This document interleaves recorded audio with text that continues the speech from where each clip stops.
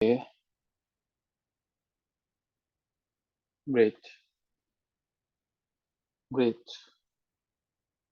Okay जी। नईम साहब कैसे हैं आप? ठीक हैं? खैरियत से हैं? वेलकम। खदीजा आरिफ साहबा। अच्छा जी। कुछ कहानियां बड़ी मजे की होती हैं और ऐसी ही कहानी है। एक ऐसे वतन की कहानी के जो अच्छा खासा हंसता बसता तरक्की की राह पे गामजन था कि अचानक से उसमें एक ऐसा डिसीजन ले लिया जाता है जो उसको बिल्कुल ही डिरेल कर देता है। मान लो उस मुल्क के अंदर जो सबसे बड़ी तब्दीली आती है और वो उस मुल्क को बिल्कुल बदल के रख देने वाली चीजें थी, वो होती हैं और वो दुनिया में एक नाम लेती हैं वॉर ऑन टेररिज्म। पाकिस्तान 1947 से लेके 2001 तक पाकिस्तान का किसी ने इतना नुकसान नहीं किया जितना वॉर ऑन टेरर ने किया, यानी कि वॉर ऑन टेररिज्म ने। कुछ जंगों का पस मंजर, कुछ जंगें ऐसी होती हैं जो हमेशा के लिए अपने गहरे असरात छोड़ जाती हैं। कहने को तो अफगानिस्तान और यूएसए का मसला था, लेकिन हमने फैसला किया कि हम इस जंग में हिस्सा लेंगे। ऐसा नहीं था कि इस जंग में हमें कुछ पैसे नहीं मिले थे, ऐसा नहीं था कि हमने मुफ्त में इस जंग में कंट्रीब्यूट किया था, लेकिन इस जंग के दूरस्थ नताइज बड़े महंगे पड़े हैं। इतने महंगे कि बाद में हमें कई ऑपरेशंस लॉन्च करने पड़े। ऑपरेशन रद्द फसाद के नाम से, ऑपरेशन राह निजात के नाम से, ऑपरेशन जरबुल अजब के नाम से। हमें मल्टीपल ऑपरेशंस जो है वो लॉन्च करने पड़े, हमें बहुत सा काम जो है वो इसके ऊपर करना पड़ा। ये कहानी वॉर ऑन टेररिज्म की है। 11 सितंबर 2001 को यूनाइटेड स्टेट ऑफ अमेरिका, जो कि दुनिया का ताकतवर तरीन मुल्क था और है, उसको बहुत झटका लगता है जब उसको बताया जाता है, बुश को बताया जाता है कि जनाब अमेरिका के ऊपर टेररिस्ट अटैक हो गया। बहुत बड़ा झटका था एक ऐसे मुल्क के लिए। पूरी की पूरी दुनिया में शर्मिंदगी की बात थी कि तुम तो अपने आप को सुपर पावर कहते हो, तुम अपने ही घर में महफूज नहीं हो। तो ये 3 तैयारे हाईजैक किए जाते हैं और वो यूएस के अपने तैयारे थे। वो वर्ल्ड ट्रेड सेंटर न्यूयॉर्क में, पेंटागन वाशिंगटन में मारे जाते हैं। इन तैयारों को जैसे ही इमारतों से टकराया जाता है, हजारों के लिहाज से सिविलियन जो है वो मारे जाते हैं। अमेरिका का अपना शहरी जब मरता है तो उसकी चीखें बहुत ज्यादा निकलती हैं, जबकि दूसरों को मारते हुए वो कभी नहीं सोचता। हम ये नहीं कहते कि अमेरिका के सिटीजन्स को मारना जायज है, लेकिन दूसरे शहरियों को, दूसरे मुल्क के लोगों के लिए भी उनका खून भी उतना ही कीमती है जितना शायद रियासत मुत्तहदा है अमेरिका का है, जितना यूनाइटेड स्टेट्स ऑफ अमेरिका का। इसका मतलब ये है, और फौरन से अमेरिका की जो है इंटेलिजेंस एजेंसीज को इतला दी जाती है कि अभी एक और जो प्लेन है वो व्हाइट हाउस की तरफ जो है वो गामजन है, और इसको जो है वो डाउन करना बहुत जरूरी है, वरना ये यूएस के प्रेसिडेंट के ऑफिस यानी व्हाइट हाउस पे जाके वहां पे टकराने का इरादा रखता है। अब की दफा उसको डाउन कर लिया गया और यूएस का प्रेसिडेंट ऑफिस को बचा लिया गया, उसको तबाह कर दिया गया मिसाइल से। यूएस के अंदर कुछ चीजें ऐसी हैं जो यूएस की इलामत समझी जाती हैं सुप्रीमेसी की। जैसे पाकिस्तान के अंदर जीएचक्यू है, जनरल हेडक्वार्टर्स रावलपिंडी है। अगर वहां पे अटैक होता है तो वो एक अटैक, बड़ा गहरा अटैक समझा जाता है पाकिस्तान की आर्मी के ऊपर। ये समझा जाता है कि ये अपने ही घर को महफूज नहीं कर पा रहे हैं। टेररिस्ट जो हैं जिन्होंने ये अटैक्स किए थे, एयरलाइंस को हाईजैक किया था, वर्ल्ड ट्रेड सेंटर के ऊपर जो है वो जाके मारा था, इन लोगों ने न सिर्फ ये था कि मकसद अमेरिका के अंदर अटैक करना था, बल्कि ये सिंबल्स को भी खत्म करना था और ये दिखाना चाहते थे कि तुम किसी किस्म की सुपर पावर नहीं हो, हम कहीं भी आ सकते हैं। अमेरिका को बहुत बड़ा झटका लगता है, और झटका था भी। ये अटैक बड़ा सुरीर किस्म का अटैक था। ये पूरी के पूरे अमेरिकन सिटीजन्स के लिए एक साइकोलॉजिकल सेटबैक था कि अब हम अमेरिका में भी महफूज नहीं है क्या, अमेरिका अफगानिस्तान बन गया है। अमेरिकन सिटीजन जो हैं वो कुछ तो इस बात पे यकीन करने के लिए आमादा ही नहीं थे कि क्या ये पाकिस्तान तो नहीं है कि जहाँ पे कहीं पे भी बम धमाका हो जाए तो एक आम सी बात है। इंसानों की फितरत में कुछ चीजें जो है वो बहुत बड़ी जल्दी आ जाती हैं। जैसे अगर मैं आपको कहूं कि फलां जगह पे पाकिस्तान में बम अटैक हुआ, बम धमाका हुआ, तो शायद ये बातें जो हैं वो हमारे लिए बहुत ज्यादा ताज्जुब का बायस नहीं बनती हैं। और कुछ ऐसा ही चल रहा था 2009 से लेकर 2015 तक जो है वो इन पर्टिकुलर जो है वो लोगों को हर रोज अखबार उठाते थे और पता चलता था कि यहाँ पे बम धमाका है, यहाँ पे बम धमाका है। और दहशत गर्दी की ये फिजा अभी दोबारा से इसमें बड़ी तेजी आई है। वतन अजीज हमेशा से तीन तरह के मसाइल का सामना करता रहा है। नंबर वन, पॉलिटिकल, जहाँ पे हुकूमत ना कभी सस्टेन करने दी गई और ना ही कभी आने दी गई। मान लो अभी भी कठपुतली के नाम पे कुछ ऐसे लोग हैं जिनका चेहरा तो सियासी है लेकिन दर हकीकत कुछ और लोग हैं जो पसे पर्दा हुकूमत करते आ रहे हैं। और उन्होंने 1947 से ही ये कबूल नहीं किया कि हम इस कौम को जीने देंगे, और उन्होंने अपना कंट्रोल हर जगह पे रखा। दूसरे नंबर पे इकॉनमी। वतन अजीज की इकॉनमी हमेशा से डामाडोल रही। ये 1990 में हालात और वाकयात बहुत बुरे होने शुरू हुए। 1998 तक तो हम इस सिचुएशन में चले गए थे कि हम दुनिया में भीख मांगने पर तुल चुके थे, आमादा हो चुके थे।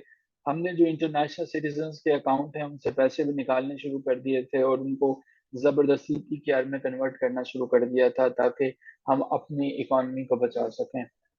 साल 2023 आपकी आंखों के सामने है कि किस तरह से हम घुटनों के बल जो है वो आईएमएफ के सामने पहुंचते हैं और आईएमएफ से जाके जो है वो हम अब की दफा कर्जा मांगते हैं और आईएमएफ हमें कर्ज देता है और इस बात पे हम जश्न मनाते हैं।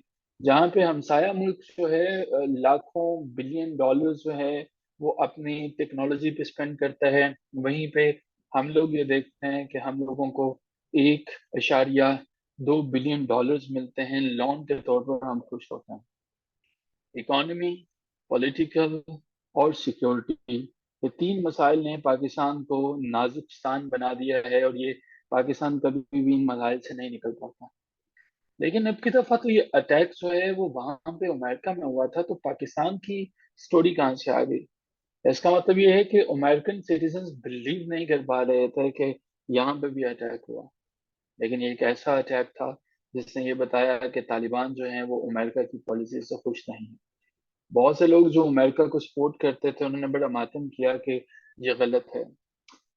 अटैक्स कहीं पर भी हो, किसी की भी जान जाए, वो गलत है। पूरी की पूरी पूरी दुनिया एक दफा बैफल हो गई थी कि ये हुआ क्या था।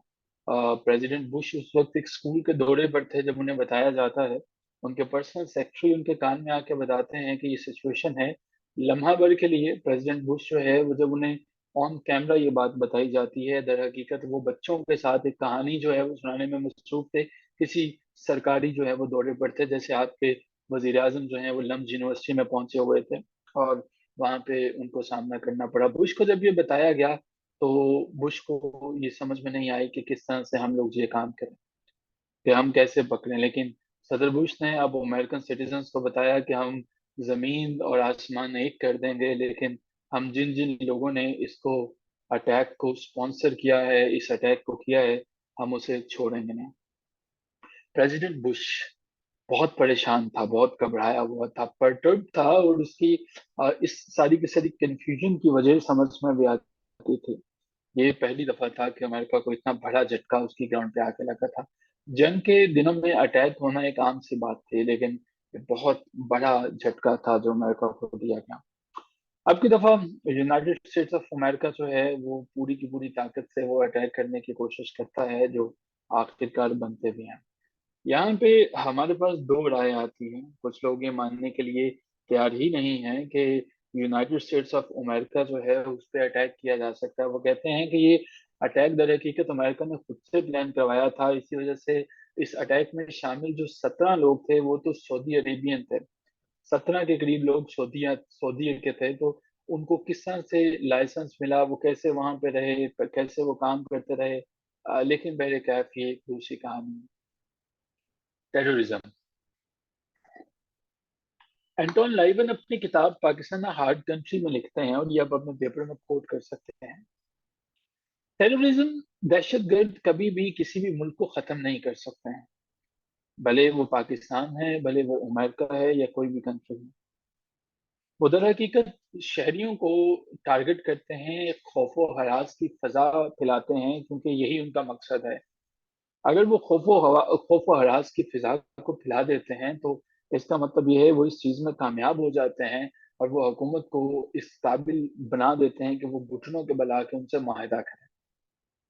तारीख के अंदर बदतरीन जो हरकत है वो टेररिज्म है, जिसे इस्लाम किसी भी तरह से ना तो कबूल करता है, ना स्पॉन्सर करता है। और इस्लाम की किसी भी ब्रांच में जिसमें किसी भी मुस्लिम को या गैर मुस्लिम को कत्ल किया जाए, इस्लाम के मुताबिक वो मुसलमान नहीं है। न जाने इन टेररिस्ट का कौन सा दीन है, कौन सा मजहब है, लेकिन ये खुद को मुसलमान कहते हैं, जबकि इस्लाम के मुताबिक ये मुसलमान ऐसा नहीं होता। ये लोग जो है वो टेररिस्ट सिर्फ और सिर्फ इनोसेंट सिटीजन्स को कत्ल करते हैं, उनको मारते हैं। मकसद पैनिक है, हॉरर फैलाना है, लोग डर जाएं, जिसका मकसद ये है कि सिविल सोसाइटी वाले परेशान हो जाएं, और लोगों के पास जहन में एक ही सवाल हो कि न जाने कब, कहाँ पे किसकी जान चली जाए। कोई भी इस चीज को नहीं जानता। कुछ ऐसा ही हुआ करता था पाकिस्तान में, और 2015 2014 में कुछ ऐसा ही था। ये बड़ी आम सी बातें हुआ करती थी। जब आज से तकरीबन जो है मेरा ख्याल है 2014 की बातें हैं गालिबन। 14 में 16 दिसंबर, आप सबको याद है, सुबह ईपीएस की बरसी भी है। जैसे मासूम बच्चों को जो है शहीद किया गया, गोलियां मारी गई। तो क्या वो पैनिक हॉरर जो है वो किसी मकसद के लिए था? वो मकसद ये था कि लोगों के को एक खौफ की फजा में मुब्तला कर दिया जाए। ऐसे मासूम बच्चों को जो है वो मार दिया गया था आर्मी पब्लिक स्कूल में। कोई यूनिवर्सिटी, कोई स्कूल उसके बाद महफूज नहीं नजर आता था। बहरकैफ ये मुख्तलिफ ग्रोह जो हैं, मुख्तलिफ ग्रुप जो हैं, वो इकट्ठे होते हैं। मकसद एक ही है कि रियासत जो है उसको ये बताना कि तुम्हें हमसे मुआहदा करना पड़ेगा, हमसे एग्रीमेंट करना पड़ेगा। एक मैसेज रियासत को देना कि अगर तुम चाहते हो कि अपने लोग तुम्हारे महफूज रहें, तो हमारी बात को मानो। टेररिज्म किसी एक तरह की नहीं होती है, मल्टीपल टाइप्स की होती है। 11 सितंबर के ये अटैक जो हैं, इसने ग्लोबल पावर यानी कि यूएसए का परसेप्शन बदल दिया। बहुत सी कंट्रीज जो बिल्कुल गुमनाम हो चुकी थी, उनकी अहमियत बढ़ गई। और कुछ ऐसा ही पाकिस्तान के हिस्से में आया। पाकिस्तान की डूबती इकॉनमी जो कि बिल्कुल खत्म हो रही थी 1998 में, हम लोगों ने अमेरिका को नजरअंदाज करते हुए इंडिया के जवाब में एटम बम तो बना लिया, क्योंकि एक जियाउल हक जो है, सॉरी, जो जुल्फकार अली भुट्टो थे, जुल्फकार अली भुट्टो ने ये कहा था कि हम घास खा लेंगे लेकिन हम एटम बम जरूर बनाएंगे। तीन लोगों का नाम बहुत इंपॉर्टेंट है जब हम एटम बम की बात करेंगे। सर फहरिस्त जुल्फकार अली भुट्टो का नाम आता है, जिन्होंने एटम बम बनाने के लिए रियल स्ट्रगल किए थे। दूसरे नंबर पर सही मर्द मोहम्मद जो है वो डॉक्टर अब्दुल कदीर खान थे। अपनी बेहतरीन जॉब छोड़ते हैं, पाकिस्तान पहुंचते हैं, पाकिस्तान के लिए खिदमत सर अंजाम देते हैं। और तीसरा, माइन्यूट सा, सबसे मध्यम, सबसे कम किरदार था, लेकिन था, वो मियाँ नवाज शरीफ का था। मियाँ नवाज शरीफ जो है, इसका किरदार सिर्फ इतना था कि इसके ऊपर काफी प्रेशर था। इसको कहा जा रहा था कि अगर तुमने ये दबाया तो तुम जो है न्यूक्लियर वेपन्स जो है वो तुमने डिनोट किए, तो तुम्हारी हुकूमत नहीं रहेगी। और बाद में उसकी हुकूमत नहीं रही। उसे कहा गया कि तुम ऐसा नहीं करो, लेकिन मियाँ नवाज शरीफ ने दबाया। मैं आपको बता दूं कि आज भी सब जो है वो पॉलिटिशियन जितने करप्ट हैं, मियाँ साहब का करप्शन में इंडेक्स बहुत नीचे है। सबसे कम करप्ट मियाँ साहब हैं, और इससे अंदाजा लगाएं कि ये सबसे करप्ट कम है और इनकी करप्शन कितनी है। कोई भी पॉलिटिशियन इमरान खान समेत जो है करप्शन से आड़ी नहीं है। जमात इस्लामी भी इस चीज में शामिल है, हम आगे चल के देखेंगे। जमात इस्लामी भी अपने नैरेटिव्स को चेंज करते हैं, हम फैक्ट्स की बुनियाद पर देखेंगे। मेरा ताल्लुक किसी भी सियासी पार्टी से है, आपका किसी भी सियासी पार्टी से है, हम जो फैक्ट्स हैं हम उनको जरूर समझने की कोशिश करेंगे, और हम ये देखने की कोशिश करेंगे कि रियलिटी क्या है। तो 3 लोगों ने पाकिस्तान को जो है वो एटॉमिक पावर बनाया, और इनमें मियां साहब थे, लेकिन सबसे कम। और उससे जो है वो, लेकिन मियां साहब का किरदार सिर्फ इतना था कि ये इन्होंने कोई रुकावट पैदा नहीं की, सिर्फ इतना था। बाकी इनका और कोई काम नहीं था। जुल्फकार अली भुट्टो को सही क्रेडिट जाता है। जुल्फकार अली भुट्टो दरअसल 1971 के इंसिडेंट के बाद काफी बुरी तरह से मुतासिर हुआ था, कि जब जो है वो पाकिस्तान का एक हिस्सा अलहदा हो चुका था, खत्म हो चुका था। कहीं ना कहीं जुल्फकार अली भुट्टो को ये लगता था कि शायद जो है ये मेरी गलती है, कि मुझे मान लेना चाहिए था। उसके जवाब में उसने पाकिस्तान के लिए जितने साल जिंदा रहा काम करने की कोशिश की। लेकिन किस्मत की सितम जरीफी देखिए कि जिन लोगों ने पाकिस्तान को तोड़ा, वो जहां जहां पे भी थे उनका मर्डर हुआ था। भले वो इंदिरा गांधी थी, भले वो भुट्टो था, भले वो शेख मुजीबुर रहमान था, या उसकी फैमिली थी। कुछ ऐसा था कि वतन अजीज के 2 टुकड़े होते हैं, लेकिन वो सब के सब लोग मर्डर में या वो मारे जाते हैं। खैर, कहानी पे वापस आते हैं। अब की दफा हमारे पास जो है पॉलिटिकल चेंजेस जो है वो आना शुरू हो जाती हैं। अमेरिका की पॉलिसीज रातों रात बदलना शुरू हो जाती हैं।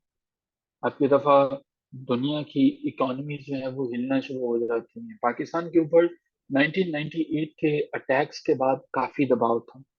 पाबंदी लगा दी गई थी पाकिस्तान के ऊपर, और पाकिस्तान के ऊपर जो है ये दबाव था कि अब वो अपनी इकोनॉमी को किस तरह से ठीक करने की कोशिश करेगा। लेकिन पाकिस्तान अपनी इकोनॉमी को काफी हद तक बचाने की कोशिश करता रहा, और पाकिस्तान ने किया। और पाकिस्तान को ये सपोर्ट मिलती है वॉर ऑन टेरर में, यानी कि यहाँ पे जाके जब वो अमेरिका को सपोर्ट करता है। पहले नंबर पे तो ये काम ये किया गया कि 9/11 के इंसिडेंट के बाद फौरी तौर पर तमाम के तमाम एयरपोर्ट्स पर एक इतला जारी की गई, एक सर्कुलर जारी किया गया कि जितनी कमर्शियल फ्लाइट्स जो हैं जो उड़ने के लिए तैयार हैं उनको जमीन पे उतार लिया जाए। कहीं पे किस फ्लाइट में कौन दहशतगर्द है, कहीं ऐसा ना हो कि हमें 9/11 जैसे इंसिडेंट्स मजीद देखने को मिले, और पहले ही 3 तैयारे जो हैं वो टकरा चुके हैं, खत्म हो चुके हैं, मजीद नुकसान। फ्लाइट्स पूरे मुल्क में सस्पेंड कर दी जाती हैं।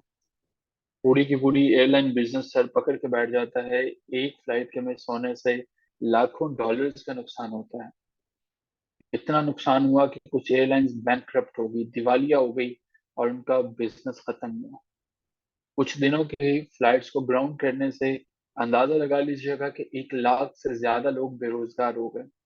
और एयरलाइन इंडस्ट्री जो है वो यूएस और बरतानिया दोनों में बुरी तरह से मुतासर होती है। हमारी कहानी आगे बढ़ती है। अब की दफा हम कहानी में देखते हैं कि सदर बुश को काफी इस चीज पर गुस्सा है कि अमेरिका के ऊपर इतना बड़ा अटैक हुआ। अब की दफा वो बाकायदा प्लान करने की कोशिश करता है कि इन लोगों को, इन टेररिस्ट को मैं ढूंढूंगा जहां जहां पे मैं ढूंढ सका। इब्तदाई इतलात आती हैं और पता चलता है कि ये उसामा बिन लादेन के जिम्मे जो है वो अटैक चाहते हैं। उसामा बिन लादेन जो है, तालिबान को पैगाम भिजवाया जाता है कि हमें उसामा बिन लादेन चाहिए, अगर तुम इसे हमारे हवाले कर दो तो सारे मामला खत्म हो जाएंगे। लेकिन इसके ऊपर तालिबान का क्या रिस्पॉन्स था? तालिबान ने इनकार कर दिया। अमेरिकन से गलती हो गई थी कि जितने लोग थे सारे के सारे, जिन लोगों ने फ्लाइट्स को हाईजैक किया था, सब के सब लोग मारे जा चुके थे। मास्टरमाइंड को समझना और पकड़ना मुश्किल था कि कौन ऐसा बंदा है कि जिसको हम रिस्पॉन्सिबल जो है वो ठहराएं। यूएस ने ये कहा कि मैं पूरी दुनिया को ये पैगाम भिजवाना चाहता हूँ कि अगर किसी ने ये इस वॉर में, वॉर ऑन टेरर में, वो ममालिक जिन्होंने तालिबान को सपोर्ट किया या स्पॉन्सर किया, मैं उन ममालिक के खिलाफ भी जंग का ऐलान करूंगा, मैं उन ममालिक के खिलाफ भी प्रोसीड फर्दर करूंगा। मेरे मुल्क की सरजमीन पर जिसने अटैक करने की कोशिश की है, मैं उन ममालिक को नहीं छोड़ूंगा। यूनाइटेड स्टेट्स ऑफ अमेरिका जो है, तालिबान जो है उसके ऊपर रिस्पॉन्सिबिलिटी डाल देता है, और उन्हें कहता है कि उसामा बिन लादेन तुम्हारे पास है। आपने उसामा बिन लादेन को टेररिस्ट जो है नेटवर्क ने, आपने, तालिबान ने उसामा बिन लादेन को ये तमाम के तमाम इक्विपमेंट्स प्रोवाइड किए हैं, और उसने यूनाइटेड स्टेट्स ऑफ अमेरिका और दूसरे ममालिक के खिलाफ जब वो दहशत गर्दाना हमले करवाना। एक नई वार्निंग जारी की जाती है अफगानिस्तान को कि तुम लोगों के खिलाफ स्ट्रिक्ट एक्शन लिया जाएगा अगर तुम लोगों ने उसामा बिन लादेन को अमेरिका के हवाले नहीं किया। तालिबान डट गए। तालिबान ने कहा कि तुम अमेरिका की धमकियां अपने पास रखो, हम उसामा बिन लादेन बिल्कुल भी तुम्हारे हवाले नहीं करेंगे। उन्होंने कहा बल्कि कि उसामा बिन लादेन तो, उसके ऊपर तो कोई इल्जाम है ही नहीं, वो तो शामिल ही नहीं है इन अटैक्स में। ये तुम लोगों को गलत फहमी हुई है, उसामा बिन लादेन ने कोई सितंबर 11 के अटैक्स नहीं किए, और ये टेररिस्ट अटैक्स हम लोग, गलती है तुम्हारी, तुम लोगों को अपना रिकॉर्ड ठीक करने की जरूरत है। ये बिल्कुल ऐसे ही है जैसे पाकिस्तान में अटैक होता है। जैसे पाकिस्तान के अंदर जो है ये बताया जाता है कि तालिबान जो है, जो यहाँ पे अफगानी हैं, हम उन लोगों को जो है वो वापस भेज रहे हैं क्योंकि वो अटैक करते हैं। पाकिस्तान अफगानियों को वापस भेज रहा है, तो क्या ये अफगानी यहाँ पे अटैक करते हैं? क्या यही अफगानी जो है वो दर हकीकत सही मुजरिम है? क्या यही वो अफगानी है जो यहाँ पे पाकिस्तान के अंदर अटैक पे अटैक कर रहे हैं? आपको क्या लगता है? What is answer of this question? क्या जितने पाकिस्तान में अटैक हो रहे हैं, क्या ये अफगानी जो है वो अटैक कर रहे हैं, जिन लोगों को हमने वापस भेजा है? क्या ये वो अफगानी है जो अटैक कर रहे हैं? आपकी राय इस बारे में क्या है, जरा बताइएगा।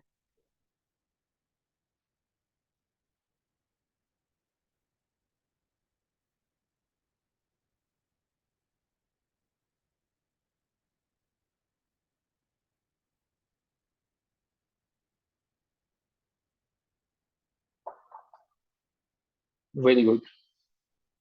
अगर हमारे पास टाइम होता तो हम आपसे ये मेथडोलॉजी पूछते कि कैसे आपने जो है वो 40% लिए। आपकी रिसर्च जो है वो मेथडोलॉजी क्या थी? कैसे 40% कैसे जवाब आया? ये 43% क्यों नहीं आया, या 46% क्यों नहीं आया? लेकिन हम आगे चलते हैं।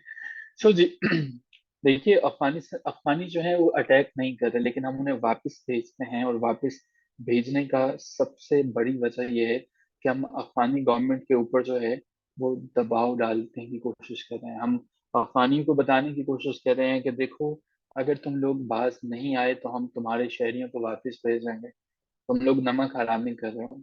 कुछ लोग ये कहते हैं कि वो दो कौमी नजरिए की बुनियाद जो इस्लाम था वो कहाँ चला गया, क्योंकि अफगानी भी तो कलमा गो थे। तो हमने तो यही कहा था कि हमने पाकिस्तान दो कौमी नजरिया की बुनियाद पे लिया, कि जो मुसलमान है वो पाकिस्तान उसके लिए सरजमीन है।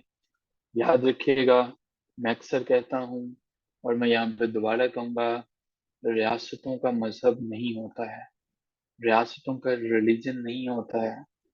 अगर पाकिस्तान का मजहब होता तो हम अफगानियों को कलमा गो होने की वजह से कभी वापस ना भेजते हैं। लेकिन आज भी पाकिस्तान में रहने वाले लोग अफगानियों से उतनी ही नफरत करते हैं, अगर वो पाकिस्तान के खिलाफ काम करेंगे, जितनी वो हिंदुस्तान से करेंगे। वो उनकी मुसलमानियत को भूल जाएंगे, वो पाकिस्तानियत को जिंदा रखेंगे, पाकिस्तानियत को याद रखेंगे, वो पाकिस्तानियत को जो है वो देखेंगे। क्या है जी?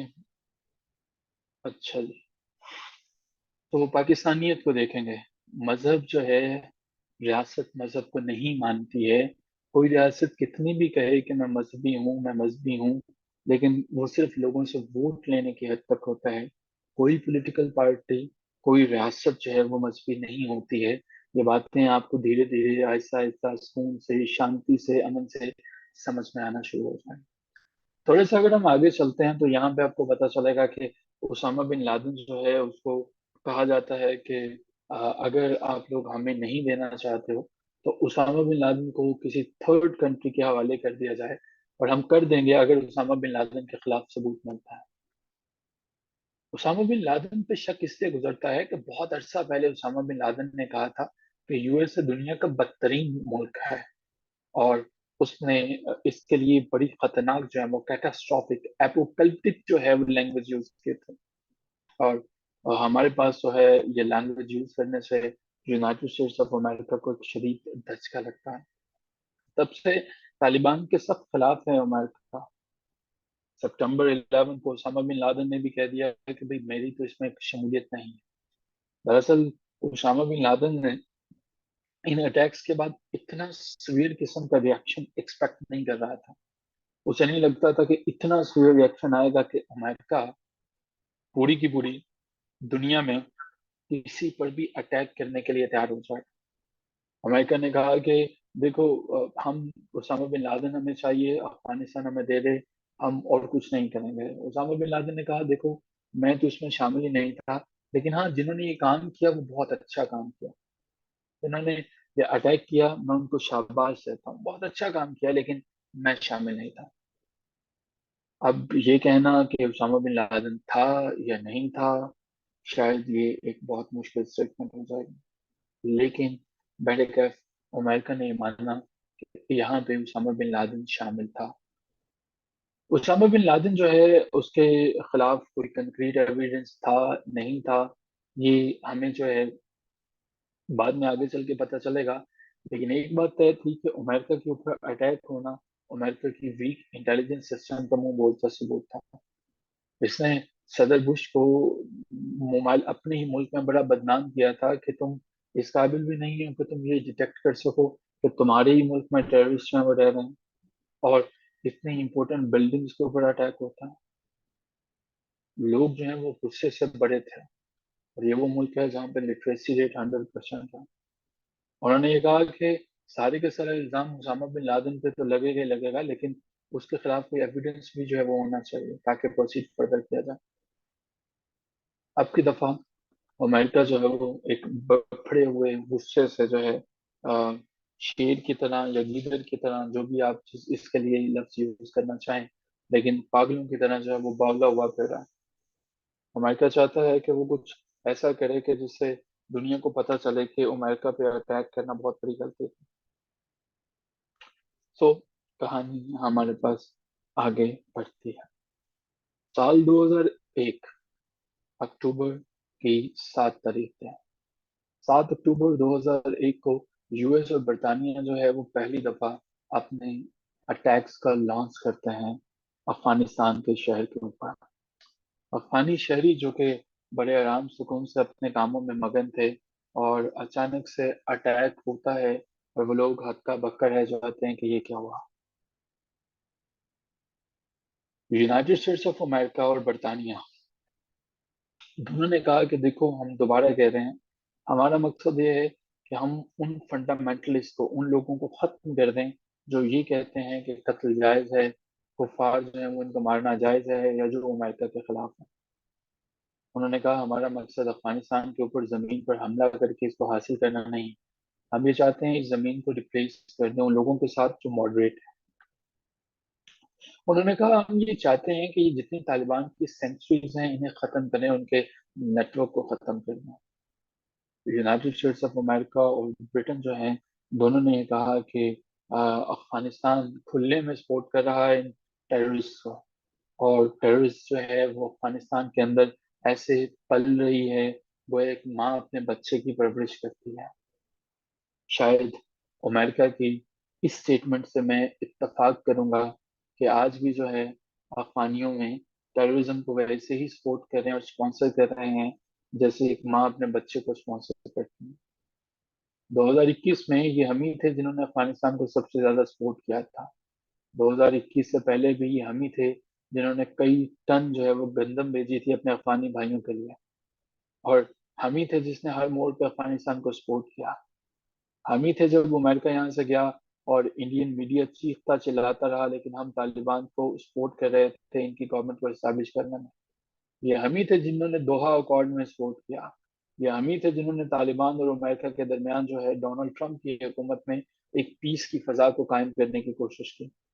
ये हम ही थे जिन्होंने तालिबान को उनकी गद्दी पर बिठाया, जिन्होंने उन तालिबान को अफगानिस्तान में हुकूमत दिलवाई।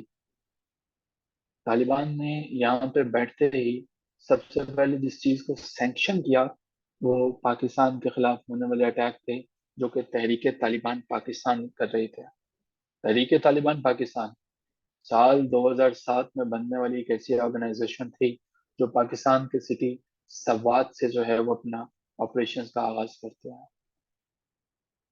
तहरीक तालिबान पाकिस्तान को स्पॉन्सर करने वाले तालिबान थे।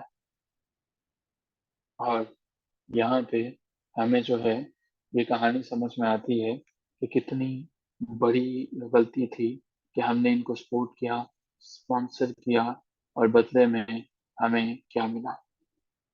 आपको क्या लगता है कि क्या हमें अफगानिस्तान को स्पॉन्सर करना चाहिए था, अफगानिस्तान तालिबान को?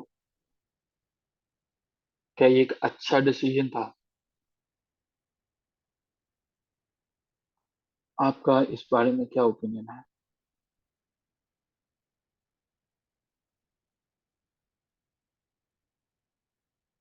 क्या हमें अफगानिस्तान की गवर्नमेंट को करना चाहिए था?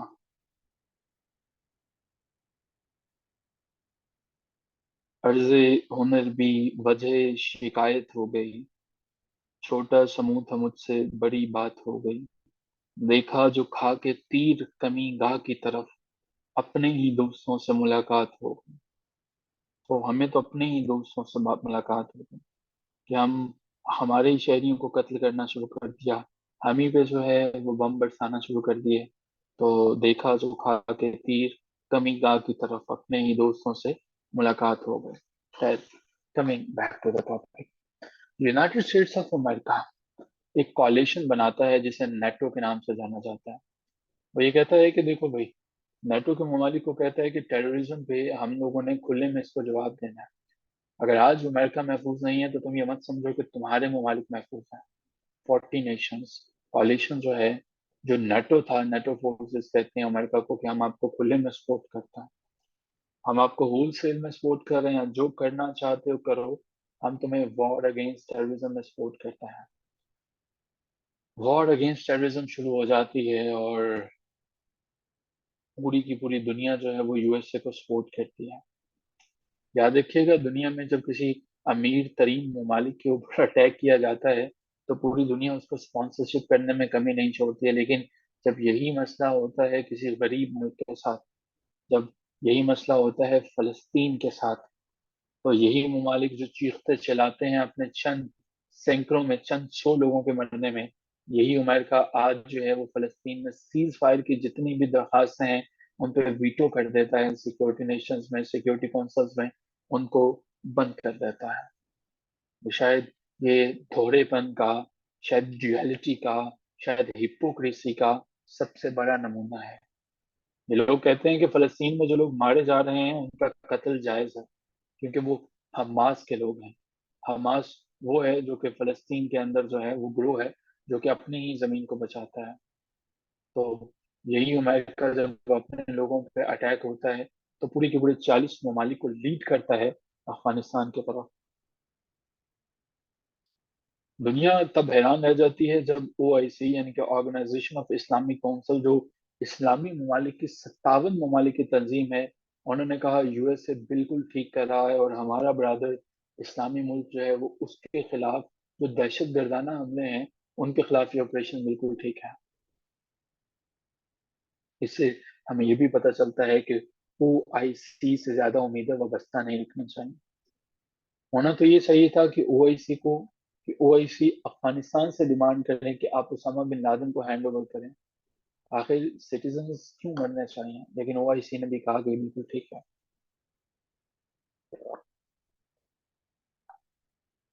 अब की दफा हमारे पास कहानी और आगे बढ़ती है। अमेरिकन और ब्रिटिश मिलिट्री जो है अफगानिस्तान के खिलाफ जो है वो एक्शन लेते हैं। आपकी दफा चेन ऑफ इवेंट्स जो है वो शुरू हो जाता है। पूरे का पूरा खिता जिसमें पाकिस्तान भी शामिल है, अनप्रेसिडेंटेड क्राइसिस का सामना करना पड़ता है।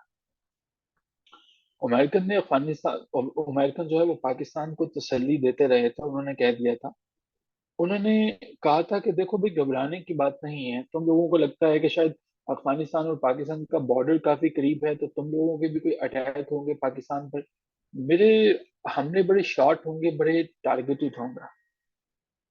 लेकिन फिर भी 1 मिलियन के करीब पाकिस्तानियों को अमेरिका ने मार दिया था।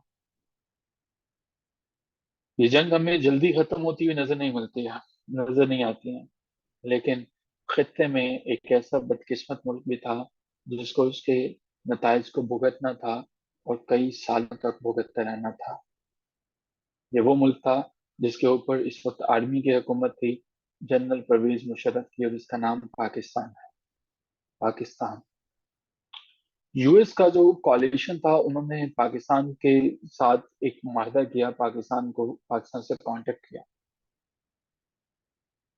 पहले कॉalition जो है वो अफगानिस्तान पे अटैक करता है, और उसके बाद उसने ये कहा, जब नेटो ने, सारे के सारे नेटो ने और ममालिक ने कहा कि ठीक है, हम आपको सपोर्ट करते हैं, आप अफगानिस्तान के ऊपर अपने अटैक जो है वो नहीं करें। तो अब की दफा एक बहुत बड़ा मसला ये था कि पाकिस्तान से भी बात की जाए।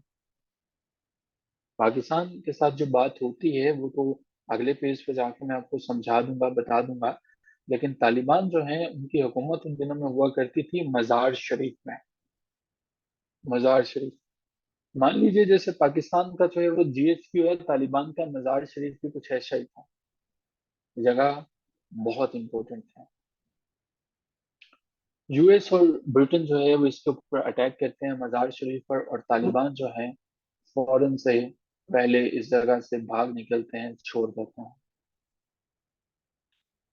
पूरी की पूरी दुनिया जो है वो तालिबान के सपोर्ट करने के चक्करों में पहले तो थी ही नहीं।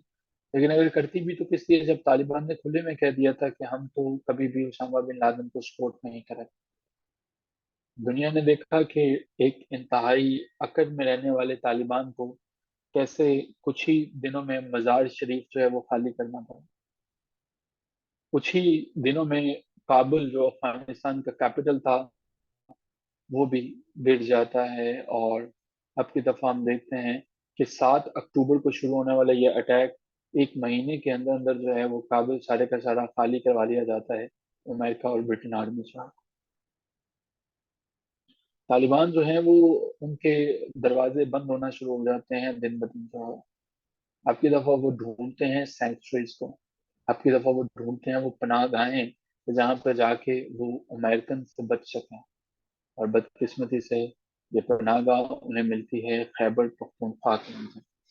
बदकिस्मती से ये पनाह गाह मिलती है नेबरिंग कंट्री पाकिस्तान के अंदर।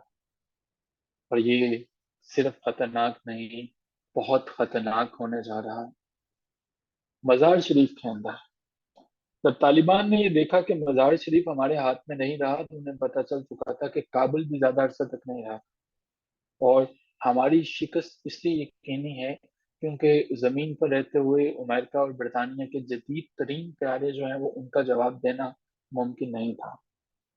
ये अलग बात है कि अफगानिस्तान को ग्रेवयार्ड कहा जाता है सुपर पावर्स की, कि बड़ी बड़ी सुपर पावर्स यहाँ पे आई लेकिन यहाँ से जो है वो निकल गई, थक हार के चले गई। उसकी वजह ये है कि इस खत्ते को ये लोग बड़े अच्छे से समझते हैं। तालिबान ने सोचा, उन्होंने कहा कि अब की दफा हम गुरीला वॉर करेंगे। गुरीला वॉर, कि हम शॉर्ट शॉर्ट से अटैक करेंगे और लोगों के ऊपर अटैक आर्मी के ऊपर करेंगे। इस तरह से कि कहीं पे खुदकुश अटैक कर दिया, कहीं पे घुस गए, कहीं पे उनके टैंकों के अंदर चले गए। वो गुरीला वॉर है। ऐसा नहीं था कि नेटो यानी कि अमेरिका ने काबुल के बाद बड़ी आसानी से जो है वो अफगानिस्तान को ऑक्यूपाई कर लिया। बहुत टफ टाइम दिया था तालिबान ने। उसकी वजह ये थी कि अमेरिकन फौजी जो है वो नहीं समझते थे कि ये किस तरह से अफगानिस्तान में लड़ना है। अफगानिस्तान जो है वो हिली एरिया था। अफगानिस्तान के एरियाज को वो अच्छे से नहीं समझ पाता था। नॉर्थ अलायंस जो था, हम ये देखते हैं कि अफगानिस्तान के अंदर वहाँ के मुकामी लोग जो हैं वो तालिबान को बहुत ज्यादा सपोर्ट नहीं कर रहा था। आज भी अगर आप देखें तो तालिबान ने वहाँ पे खवातीन की तालीम पे पाबंदी लगा दी है। आज भी आप देखें तो सिनेमाज को उन्होंने, ब्यूटी पार्लर्स को, सब चीज़ों को बंद कर दिया है। तो वहाँ के मुकामी लोग भी इस चीज़ से खुश नहीं थे कि हम पे इस कदर सख्ती वाली हुकूमत जो है वो की जाए। बहरकैफ तालिबान जो है वो उनका फॉल होता है, काबुल जो है वो गिरता है। और अब की दफ़ा काबुल जो है वो जब गिर जाता है, तो काबुल के अंदर किसी न किसी की हुकूमत को लाजमी था कि वहाँ पे लाया जाए। किसी भी मुल्क के अंदर कोई ना कोई मरकजी हुकूमत होना लाजमी है। तो अगर जो है वहाँ पे कोई हुकूमत नहीं होगी तो वहाँ चीज़ें आगे नहीं चलेंगी। अब की दफा यूनाइटेड स्टेट्स ऑफ अमेरिका चाहता था कि मैं एक ऐसी हुकूमत लेके आऊं जो मेरे अपने जो है वो फायदे में हो, यानी कि एक कठपुतली सी हुकूमत हो जिसे मैं जो कहूँ वो काम करे। और अमेरिका ने बड़े खुले में पैसे लगाए भी, आर्मी को सपोर्ट भी किया। हामिद करजई, अशरफ गनी जैसे लोगों को लेके आया। उससे पहले अब्दुल्ला जैसे लोग आए। लेकिन क्या हुआ, जैसे ही अमेरिका यहाँ से गया, वो लोग पानी के झाग की तरह बैठ गए। और लास्ट अफगानिस्तान का जो प्रेसिडेंट था, वो तो अपने त्यारे में बैठ के भाग गया, फरार हो गया था। पाकिस्तान से एक इंतहाई तेज और बेहतरीन मशवरा दिया जाता है परवेज मुशर्रफ साहब की तरफ से। वो कहते हैं कि मल्टाई एथनिक को रिप्रेजेंटेटिव गवर्नमेंट को बना दिया जाए, जिसमें पूरे के पूरे अफगानी हैं और उन लोगों के सब लोगों को शामिल कर लिया जाए। परवेज मुशर्रफ ने यूनाइटेड नेशंस की से ये रिक्वेस्ट भी की थी कि काबुल को डीमिलिटराइज कर दिया जाए, ताकि ऐसा ना हो कि यहाँ पे ये अटैक्स जो है वो जारी रहें। दरअसल मुशर्रफ इस बात को समझता था कि पाकिस्तान को बड़ा भारी जो है वो खमियाजा भुगतना पड़ेगा। तालिबान जो है, उनके बहुत से लोग मारे गए थे, लेकिन टॉप हायरार्की जो टॉप के लोग थे, वो बच गए थे। और उन लोगों ने अफगानिस्तान के दूसरे इलाकों में जाके पनाह ली। इनमें अलकायदा, मुल्ला उमर, उसामा बिन लादेन, ये सब के सब लोग जो है वो शामिल थे। इन तमाम चीजों के साथ साथ जहाँ पे तालिबान गुरिल्ला वॉर कर रहा है, अब की दफा मैंने पिछले पेज पर बताया था कि मैं बताऊंगा एक ऐसी कंट्री के बारे में जिसको शामिल होना पड़ा, और वो थी पाकिस्तान। बहुत इंपॉर्टेंट है ये वॉर ऑन टेरर को लेकर जो टॉपिक है, और पाकिस्तान का क्या इसमें रोल रहता है। पाकिस्तान, गवर्नमेंट ऑफ पाकिस्तान बड़ी हैरत में, बड़ी सख्ते में थी। पाकिस्तान के पास दो ऑप्शन था। पहला ऑप्शन ये था कि अमेरिका को सिरे से इनकार करना, कि भाई देखो ये तुम्हारी जंग है, तुम लड़ो, हम तो इस जंग में तुम्हारा कोई हिस्सा नहीं दे रहे हैं, हम तो इस जंग में तुम्हें बिल्कुल भी सपोर्ट नहीं कर रहे। तुम जानो, तुम्हारा काम जानो, हम न तुम्हें जानते हैं और ना हम तुम्हारी जंग को जानते हैं। या दूसरा ऑप्शन ये था कि हम अमेरिका से कहें कि मोस्ट वेलकम, आपने बहुत अच्छा किया कि आप यहाँ पे तशरीफ लाए, और अगर आप जो है हमें कहें तो हम शामिल हैं, लेकिन ये बताएं कि जैसे पहले आपने माजी में हमें दिया है, अभी हमें क्या देंगे। शायद परवेज मुशर्रफ इनकार कर भी देता अगर अमेरिका हमें ठीक ठाक धमकी ना देता। जैसे ही वर्ल्ड ट्रेड सेंटर और पेंटागन के ऊपर अटैक होता है, पेंटागन पे अटैक किया जाता है, उसकी तैयारी की जाती है, वाशिंगटन जो है वो फौरन से अपनी नजरें गाड़ देता है इस्लामाबाद पे। पाकिस्तान, ऐसा क्या था, जैसे ही नजरें तो अफगानिस्तान पे जानी चाहिए थी, लेकिन अटैक होने के बाद नजरें पाकिस्तान पे क्यों आई। पाकिस्तान एक इस्लामी मुल्क है। पाकिस्तान अफगानिस्तान के साथ बॉर्डर शेयर करता है।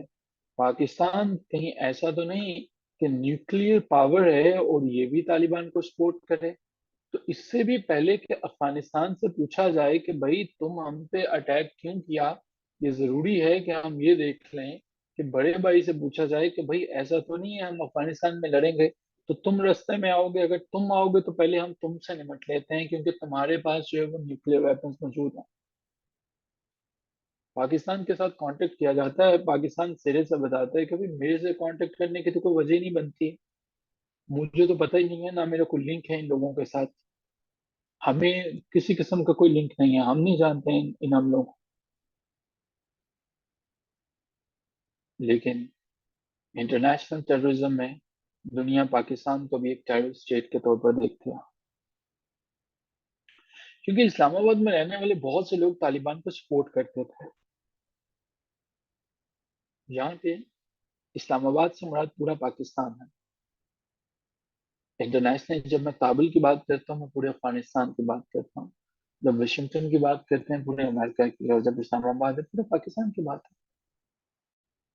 सो अब की दफा ये पूछा जाता है, पाकिस्तान के ऊपर शक चला जाता है कि कहीं ऐसा तो नहीं है कि पाकिस्तान ने ही जो है वो उसामा बिन लादेन को सपोर्ट किया हो, क्योंकि अमेरिका ने पाबंदियां लगाई थी पाकिस्तान के ऊपर, पाकिस्तान के न्यूक्लियर पावर जो है वो न्यूक्लियर बम बनाने पे। नहीं, पाकिस्तान ने तो सपोर्ट नहीं किया। परवेज मुशर्रफ ये समझता है कि यार देखो, ये गलत फहमी है, मैं हमारे ऊपर ये इल्जाम है, हमने ऐसा वैसा कुछ नहीं किया। परवेज मुशर्रफ को पता है कि अगर ये नतायज हमें इसके भुगतने पड़ गए तो हम अमेरिका का मुकाबला नहीं कर सकेंगे।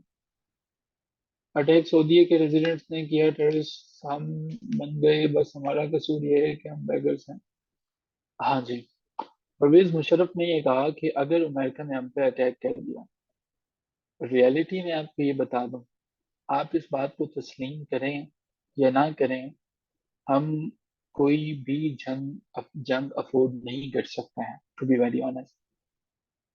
हम ना अफगानिस्तान के साथ जंग लड़ सकते हैं, ना इंडिया के साथ, तो अब कहना ही मुझे लगता है कि आप समझते हैं, इंडिया के साथ हम किसी भी कंट्री के साथ जंग नहीं लड़ सकते हैं। जंग लड़ने के लिए आपको आपकी मुआशी हालात बहुत बेहतर होने चाहिए। जंगें बड़े बड़े मुल्कों को तोड़ देती हैं।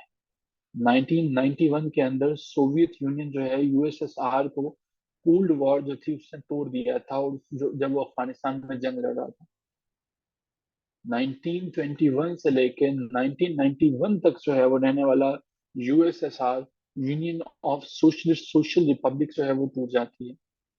पाकिस्तान कोई जंग अफोर्ड नहीं कर सकता। पाकिस्तान तब जंग अफोर्ड कर सकता है जब पाकिस्तान के पास जो है इसकी मुआशी हालात बेहतर हो। इमरान खान का वो बड़ा अच्छा डिसीजन था, अगर वो इमरान खान का था, अभिनंदन को वापस भेजने वाला। अभिनंदन जो है वो वैसे भी, उसकी लंबी लंबी मूछें थी, हमें तो वो चाहिए नहीं था, तो अच्छा किया उसे वापस भेज दिया। वरना वही ना हो, हमारे नौजवान भी मूछें रख लेते और अभिनंदन बनी फिरते। बहुत अच्छा किया वापस भेज दिया उसे। अभिनंदन को वापस भेजने का डिसीजन ये था कि हम लोग परेशान थे, हम लोग नहीं नहीं लड़ सकते हैं, और ये हकीकत है। जंगें लड़ी जाती हैं जो आपकी माशी हालात बेहतर होंगे। तो पाकिस्तान तो बेचारा पहले ही कर्जों पे चल रहा है, तो हमने कहाँ से जंग लड़नी थी। परवेज मुशर्रफ को इस रियलिटी का पता था, और अब की दफा परवेज मुशर्रफ ने एक अच्छी सी पॉलिसी और डिसीजन लेना था। परवेज मुशर्रफ के लिए दो हल थे। पहला, तो उन तालिबान को सपोर्ट करें जिन्हें हमने खुद बनाया है। आपको यहाँ पे जान के ये भी हैरत होगी कि हमें तालिबान बनाने वाले हम खुद थे। दरअसल इसमें कहानी में थोड़ा सा पीछे जाना पड़ेगा और आपको एक नए किरदार से मिलना पड़ेगा, और उनका नाम जियाउल हक है। जियाउल हक। अगर जियाउल हक से भी थोड़ा सा पीछे चले जाएं तो हमारे पास एक और कैरेक्टर आते हैं, और इनका नाम जनरल अयूब खान है। जनरल अयूब खान। आपको शायद ये जान के बड़ी हैरत होगी कि जिन दिनों नवाबजादा लियाकत अली खान की पाकिस्तान में पहले वजीर आजम थे, हुकूमत थे, जनरल अयूब खान घर से निकलते हैं और चले जाते हैं अमेरिका में। और अमेरिका में जाके हमसे कहते हैं कि किसी किस्म का कभी भी कोई काम हो तो हम हाजिर हैं। पाकिस्तान के अंदर अगर आपको लगता है कि किसी की हुकूमत है तो वो अल्लाह के फजल करम से हमारी ही है। और अयूब खान ने ये बात साबित भी कर दी जब उन्होंने 1958 के करीब जो है वो चार्ज संभाला था। खैर, अ, आप दो करेक्टर से मिल चुके हैं, तो जियाउल हक साहब ने क्यों तालिबान को पैदा किया। दरअसल 1955 1955 से लेकर 1975 तक दो ममालिक आपस में एक दूसरे के आमने सामने थे, जंगे लड़ा करता था। इनमें से एक था यूएसएसआर यानी कि रशिया, उस वक्त का अपने जमाने का सुपर पावर था, और साथ में था यूएसए। दोनों को ये लगता था कि मैं ज्यादा ताकतवर हूँ, मैं ज्यादा ताकतवर हूँ। ये जंगें पाकिस्तान में नहीं, लेकिन वियतनाम में जो है वो ये जंग लड़ रही थी। अब वियतनाम में जो जंग चल रही थी, यूएसएसआर ने खुले में सपोर्ट किया था वियतनाम को, और वियतनाम ने जो है यूएसए को हरा दिया था। अब की दफा यूएसए वियतनाम में जंग हारा था, उसी जंग का बदला लिया था यूएसए ने यूएसएसआर से अफगानिस्तान में आके। जब हमारे पास जो है 1779 में यूएसएसआर जो है वो अफगानिस्तान पे आके अटैक करता है कि यहाँ पे भी मैं अपनी जो है वो कम्युनिज्म कायम करूंगा, तो यूएसए जो है वो अफगानियों को कहता है कि घबराने की कोई बात नहीं, आपका अपना दोस्त यूएसए आपके साथ है। और यूएसए ने पाकिस्तान से कहा कि तुम्हें फाइनेंस की जरूरत है, तुम मुझे फौजी दो, यानी कि तुम अपने फौजी जो है वो यहाँ पे भेजो, अपने बंदों को भेजो अफगानिस्तान में, यूएसएसआर को जो है वो शिकस्त दो, क्योंकि ये वो मुल्क है जिसने मुझे वियतनाम में हराया है, तो मैं इसको जो है वो तोड़ दो, इसको हरा दो, मैं तुम लोगों को डॉलर देता जाऊंगा। लेकिन यूएसए क्यों डॉलर देगा पाकिस्तान को? वो अपने फौजी भी तो भेज के यहाँ पे लड़ सकता था। यूएसए इसलिए फौजी भेजे, अपने फौजी नहीं भेजेगा। उसका एक फौजी जो मरता है वो बड़ा महंगे में पड़ता है उसे। उसके घर वालों को पेंशन देनी पड़ती है, उसके बच्चों को जॉब देनी पड़ती है, उनको उनको सपोर्ट करना पड़ेगा। लेकिन अगर कुछ ही डॉलर में कुछ एक ऐसा बंदा मिल जाता है जो यूएसए का काम कर देता है, मर्सनरी है, किराए का कातिल है, और यूएसएसआर भी हार जाता है, और हमें बहुत कम कॉस्ट में जो है वो रिजल्ट्स मिल जाते हैं, तो हम उसी पे जाएंगे। सनात से ऐसा ही होता है। और अब की दफा एक बंदे से कांटेक्ट किया जाता है और इनका नाम है जियाउल हक। जियाउल हक साहब से कहा जाता है कि भाई देखो, हमें तो कुछ लोग चाहिए, हम यूएसएसआर को तोड़ना चाहते हैं। जियाउल हक साहब ने एक लंबी सी चाय की सुस्की जो है वो ली, और उसके बाद उन्होंने कहा कि कोई मसला नहीं। जियाउल हक साहब ने इस्लाम का लिबादा ओढ़ा और इस्लाम को मुल्क के अंदर जो है वो बताया कि आज से पाकिस्तान के अंदर एक ही निज़ाम चलेगा, और वो इस्लाम का निज़ाम है। जियाउल हक साहब ने मुल्क के अंदर जो मदरसों की तादाद थी वो 3500 के करीब थी, लेकिन इसको बढ़ा के कई लाख तक कर दिया। बहुत अच्छा है कि मुल्क के अंदर आप मदरसे बढ़ा रहे हैं, ये तालीम जो है वो बढ़ रही है। बाद में ये तादाद बढ़ती चले जाती है, 75,000 तक चले जाते हैं, ये बहुत अच्छा है। इस्लामी तालीम जो है वो आप दे रहे हैं। लेकिन साथ में ऐलान कर दिया जाता है कि यहाँ पे मुफ्त खाना है, मुफ्त रहाइश है, सब कुछ मुफ्त है, इस्लामी तालीम भी मुफ्त है। यहाँ तक भी बातें अच्छी हैं, लेकिन कुछ गलत होने जा रहा है। चाइनीज में कोटेशन है कि जब आपको कुछ फ्री में दिया जाता है तो प्रोडक्ट आप खुद हैं। और पाकिस्तानी कौम का इस्तेहसाल यहाँ से शुरू होता है। पाकिस्तानी कौम के गरीबों के बच्चे जो खुले में बच्चे पैदा कर रहे थे, हर फैमिली के 8 8 10 10 बच्चे थे, अब यहाँ पे पहुंचते हैं, और यहाँ पे जब सब सर्विसेज फ्री हैं तो वो बच्चे यहाँ पे रेजिडेंस अपनी अख्तियार करते हैं। गरीबों के बच्चे यहाँ पे मौजूद होते हैं। अब इनको मदरसों में सिखाया जाता है कि किस तरह से जो है वो अल्लाह ताला की ज़ात ने कुरान पाक में जहाद का हुक्म दिया है, कैसे मुसलमान मुसलमान का भाई है, और कैसे यूएसएसआर जो है, जो कि हमारे पास आया हुआ है और आके अफगानिस्तान में हमारे इस्लामी भाइयों का गला काट रहा है। ये गरीब लोगों के बच्चे जो थे, इनको यहाँ से उठाया जाता है और इनको भेजा जाता है अफगानिस्तान में, जहाँ पे ये अपने सीनों से बम बांध के यूएसएसआर को शिकस्त देते हैं। इन लोगों ने अपनी जानों का नजराना दिया, यूएसए को उसके रिजल्ट्स मिल गए, और पाकिस्तान ने यूएसएसआर को अपने खून से शिकस्त दे दी।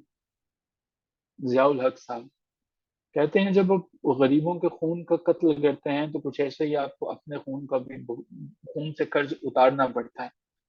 कुछ ऐसा ही हुआ था जब अगस्त के महीने में जियाउल हक साहब जो हैं वो फजा में जो है वो इस तरह से इनकी लाश फटती है कि उसके टुकड़े तक नहीं मिल सके थे।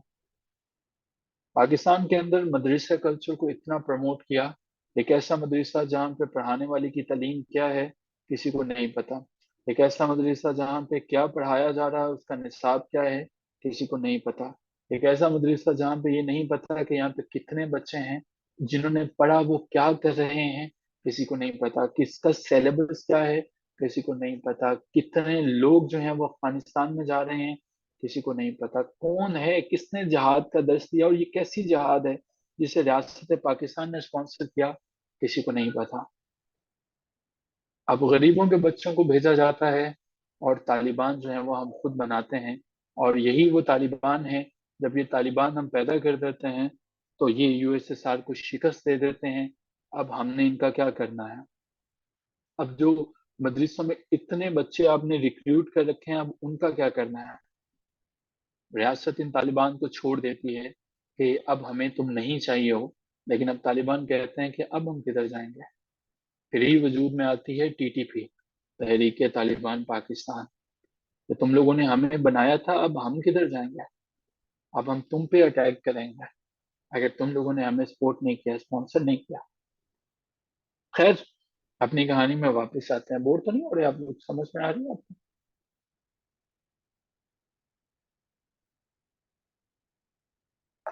You people are getting? whatever we are discussing. Okay, वो बाजू का तो आपने सुना होगा ना कि एक माँ तो अपने बच्चे से सिर्फ एक ही लोरी देती है और एक ही बच्चे को सुला पाती है, लेकिन जो मेंटोर है उनकी लोरी से पूरी की पूरी क्लास हो जाती है।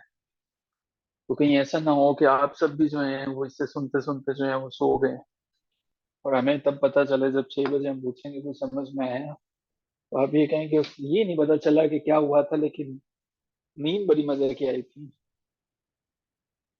पहली बार तो समझ। ओके।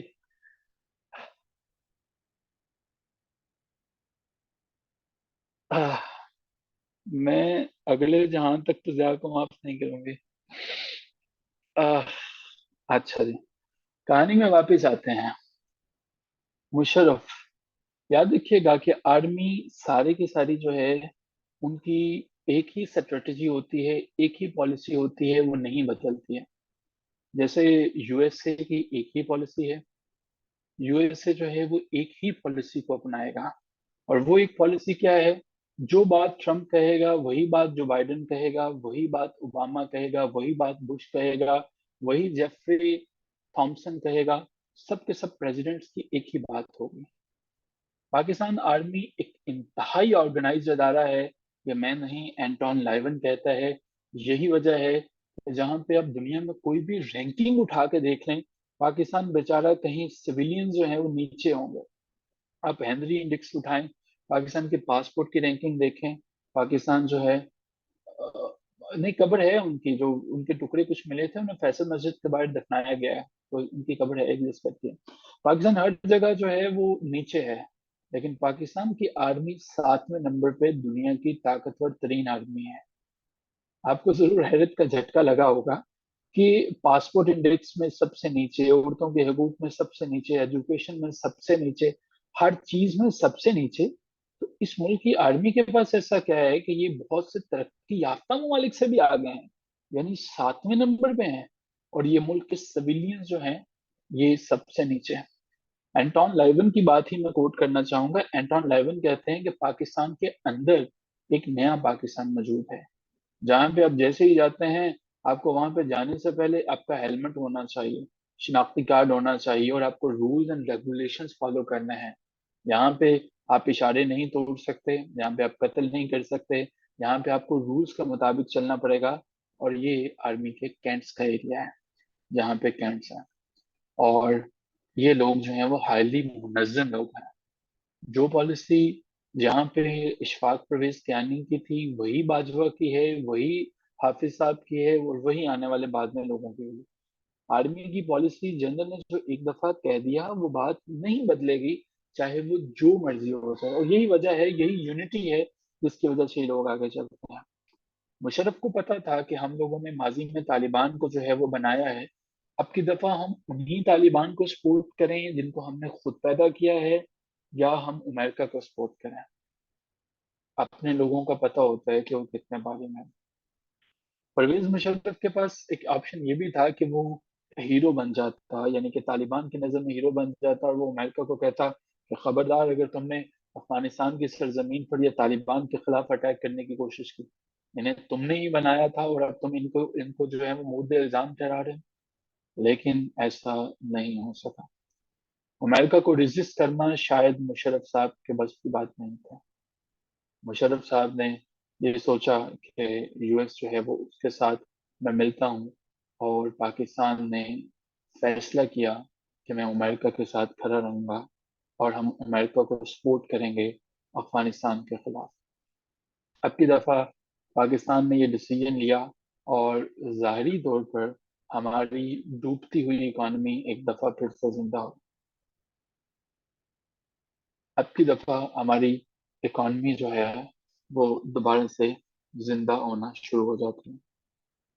यहाँ पे कुछ सवाल हमारे पास जो है वो उठते हैं। सवाल हमारे पास ये आता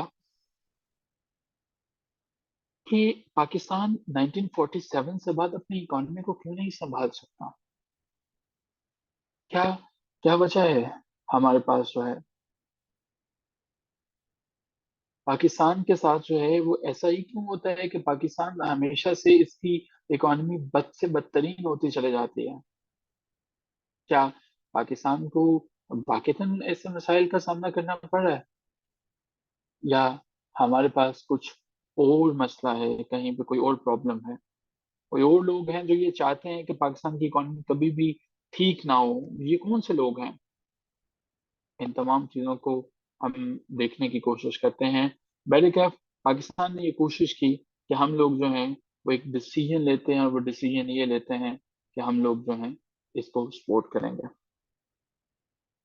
शायद हमें सपोर्ट करना चाहिए था या नहीं चाहिए था, या आगे चल के हमें पता चलता है पाकिस्तान को दोनों सिचुएशन में बड़ा भारी नुकसान उठाना पड़ता अगर सपोर्ट ना करते तो भी, और सपोर्ट करने के बाद भी आ, हमें वही नुकसान उठाना पड़ा।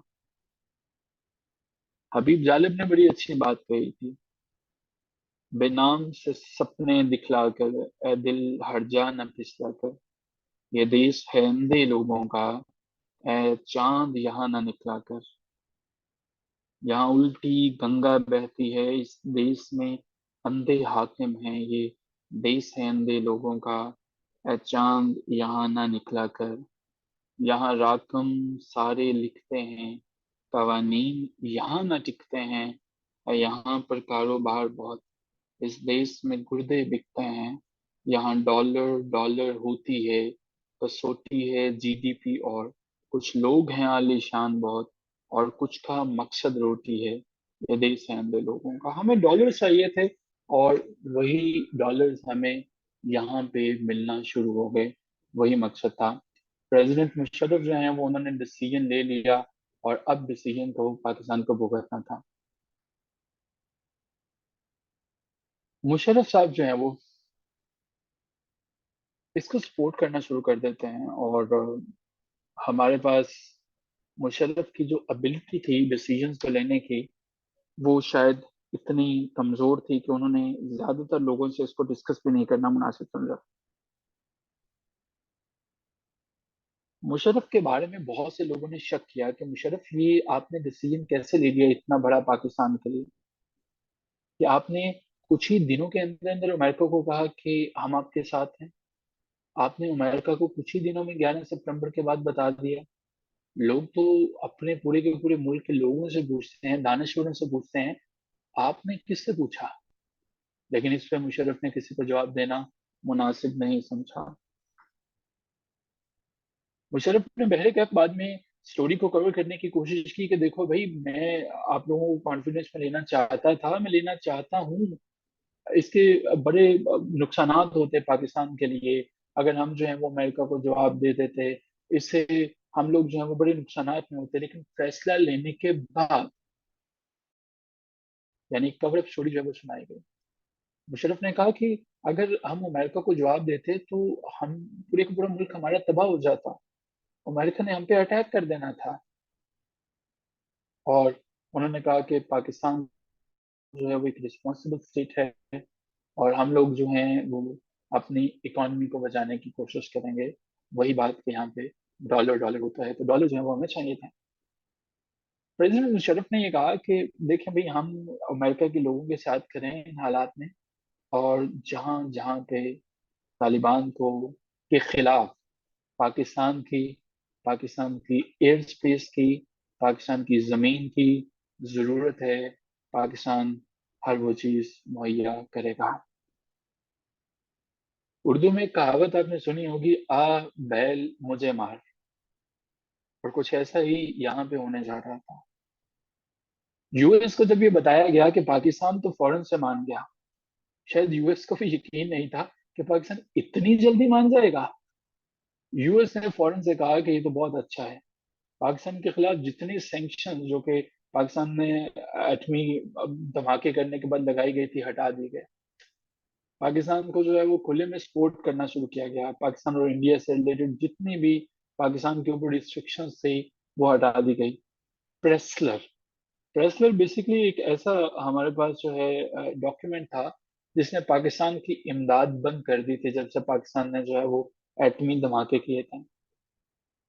प्रेस्टर गैलन एंड स्मिंगटन अमेंडमेंट्स इसका पूरा नाम है। यूएस का एम्बेसडर पाकिस्तान में आता है और वो कहता है कि घबराने की बात नहीं है, तुम लोगों ने बड़ा अच्छा फैसला कर लिया है। ज्यादा पैसों की जरूरत पड़ी, डॉलर्स की जरूरत पड़ी, तो मैं आपको मुहैया करूंगा। अमेरिका आपके साथ खड़ा है। प्रेसिडेंट मुशर्रफ ने कहा कि अगर आप हमें डॉलर ऑफर कर रहे हैं तो बेफिक्र रहिए, हम भी अपनी मैक्सिमम सपोर्ट आप लोगों के साथ जो है वो कर रहे हैं। और तो और अगर आपको मिलिट्री एक्शन की भी जरूरत पड़ी कहीं पे, पाकिस्तान की आर्मी की भी जरूरत पड़ी उन्हीं तालिबान के लिए जिन्हें हमने ही बनाया है, तो अब ये आर्मी उन्हीं तालिबान को मारेगी जिनको इन्होंने खुद बनाया था और जिनके बारे में हमने खुद जो है वो मदरसे जो है वो लॉन्च किया था।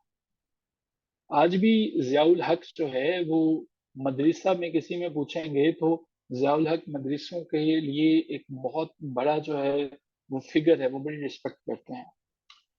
देखिए लोग दो चीजों को मिक्स कर लेते हैं, मदरसों से बड़ी रिस्पेक्ट, बड़ी ऑनर, लेकिन हमें किसी भी चीज की ज्यादती में नहीं जाना चाहिए।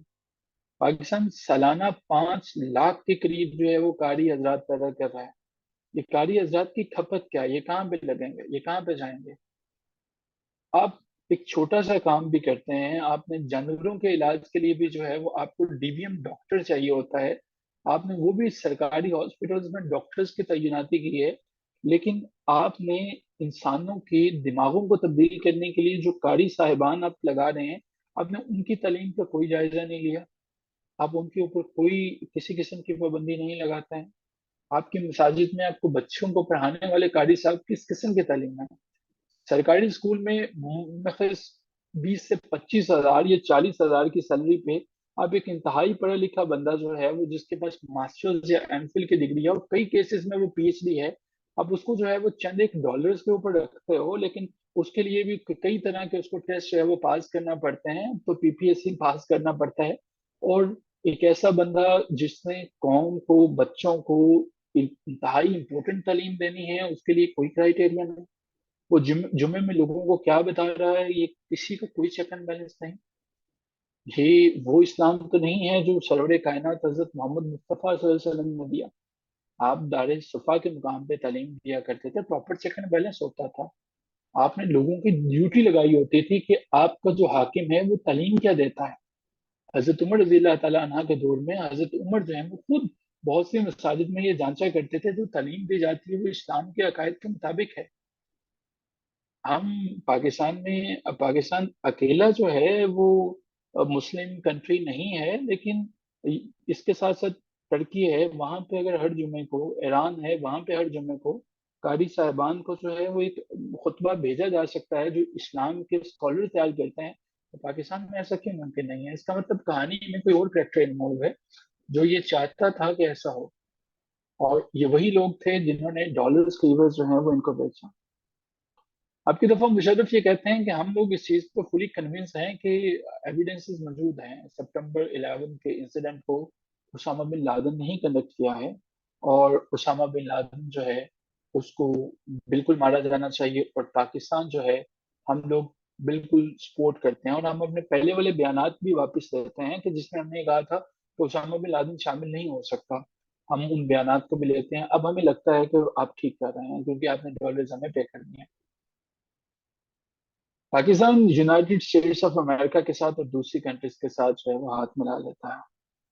प्रेसिडेंट मुशर्रफ डिक्लेयर करता है कि पाकिस्तान इस जंग में जो है अमेरिका को सपोर्ट करेगा, बल्कि यूं तक कह देते हैं कि तालिबान के दिन गिने जा चुके हैं, तालिबान डेज वर नंबर।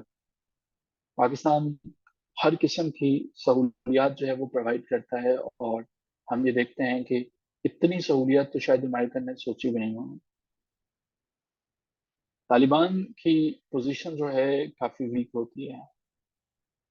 पाकिस्तान जो है इससे पहले अभी तक सिर्फ वही कंट्री था कि तालिबान का इससे पहले जब भी हुकूमत आती थी तो पाकिस्तान उसको रिकॉग्नाइज करता था, लेकिन अब की दफा पाकिस्तान ही वो कंट्री बन चुका था जो तालिबान के खिलाफ जो है वो जंग में सपोर्ट कर रहा था।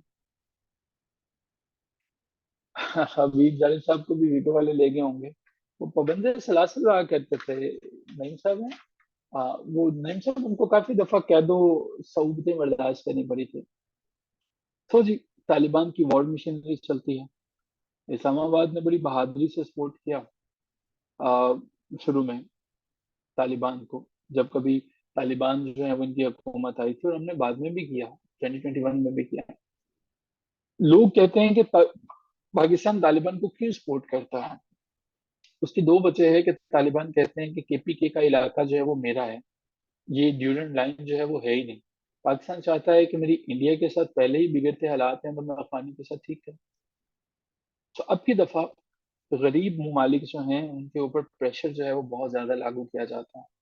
और गरीब मुल्क वही होता है जिसके पास फाइनेंस नहीं होता। गवर्नमेंट ऑफ पाकिस्तान के पास एक्सट्रीम किस्म का प्रेशर था। अब ये था कि हमें और ताउन जो है वो बढ़ाया जाए। आपने एक टर्म सुनी होगी डू मोर के नाम से अपने बचपन में, कि अमेरिका पाकिस्तान से मुतालबा करता है do more, do more, do more.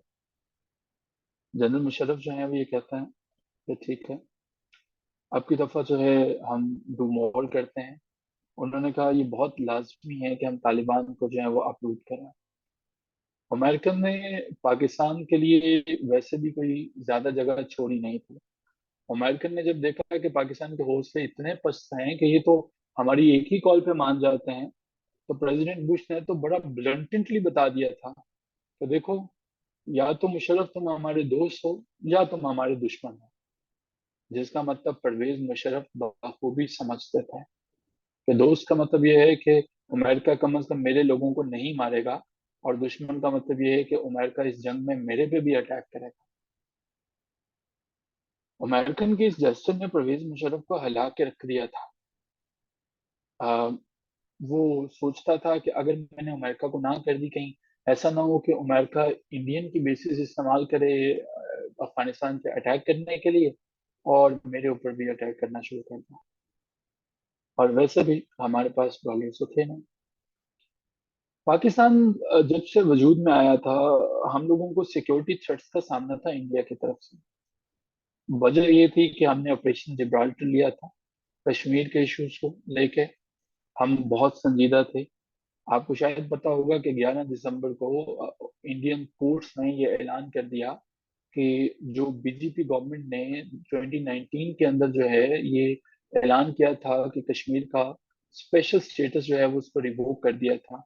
आप जानते होंगे आर्टिकल 370 और 35 ए जो है वो इंडियन गवर्नमेंट ने इसको खत्म कर दिया। आपको पता होगा 2019 में। जो लोग नहीं समझते हैं मैं उन्हें बता दूं कि ये कश्मीर के अंदर, रियासत जम्मू एंड कश्मीर में और पाकिस्तानी कश्मीर के अंदर भी, ये दो आर्टिकल हैं जो कि कश्मीरियों को सेव करते हैं, सिक्योर करते हैं। हम पंजाब से हैं, सिंध से हैं, बलूचिस्तान से हैं। हम लोग जो हैं वहां पे जाके प्रॉपर्टी नहीं ले सकते हैं। हम लोग कश्मीर के अंदर जाके जितने साल मर्जी रहें, वहां पे हम अपनी प्रॉपर्टी नहीं बना सकते हैं। कश्मीर पाकिस्तान का हिस्सा नहीं है, कश्मीर की अपनी हुकूमत है।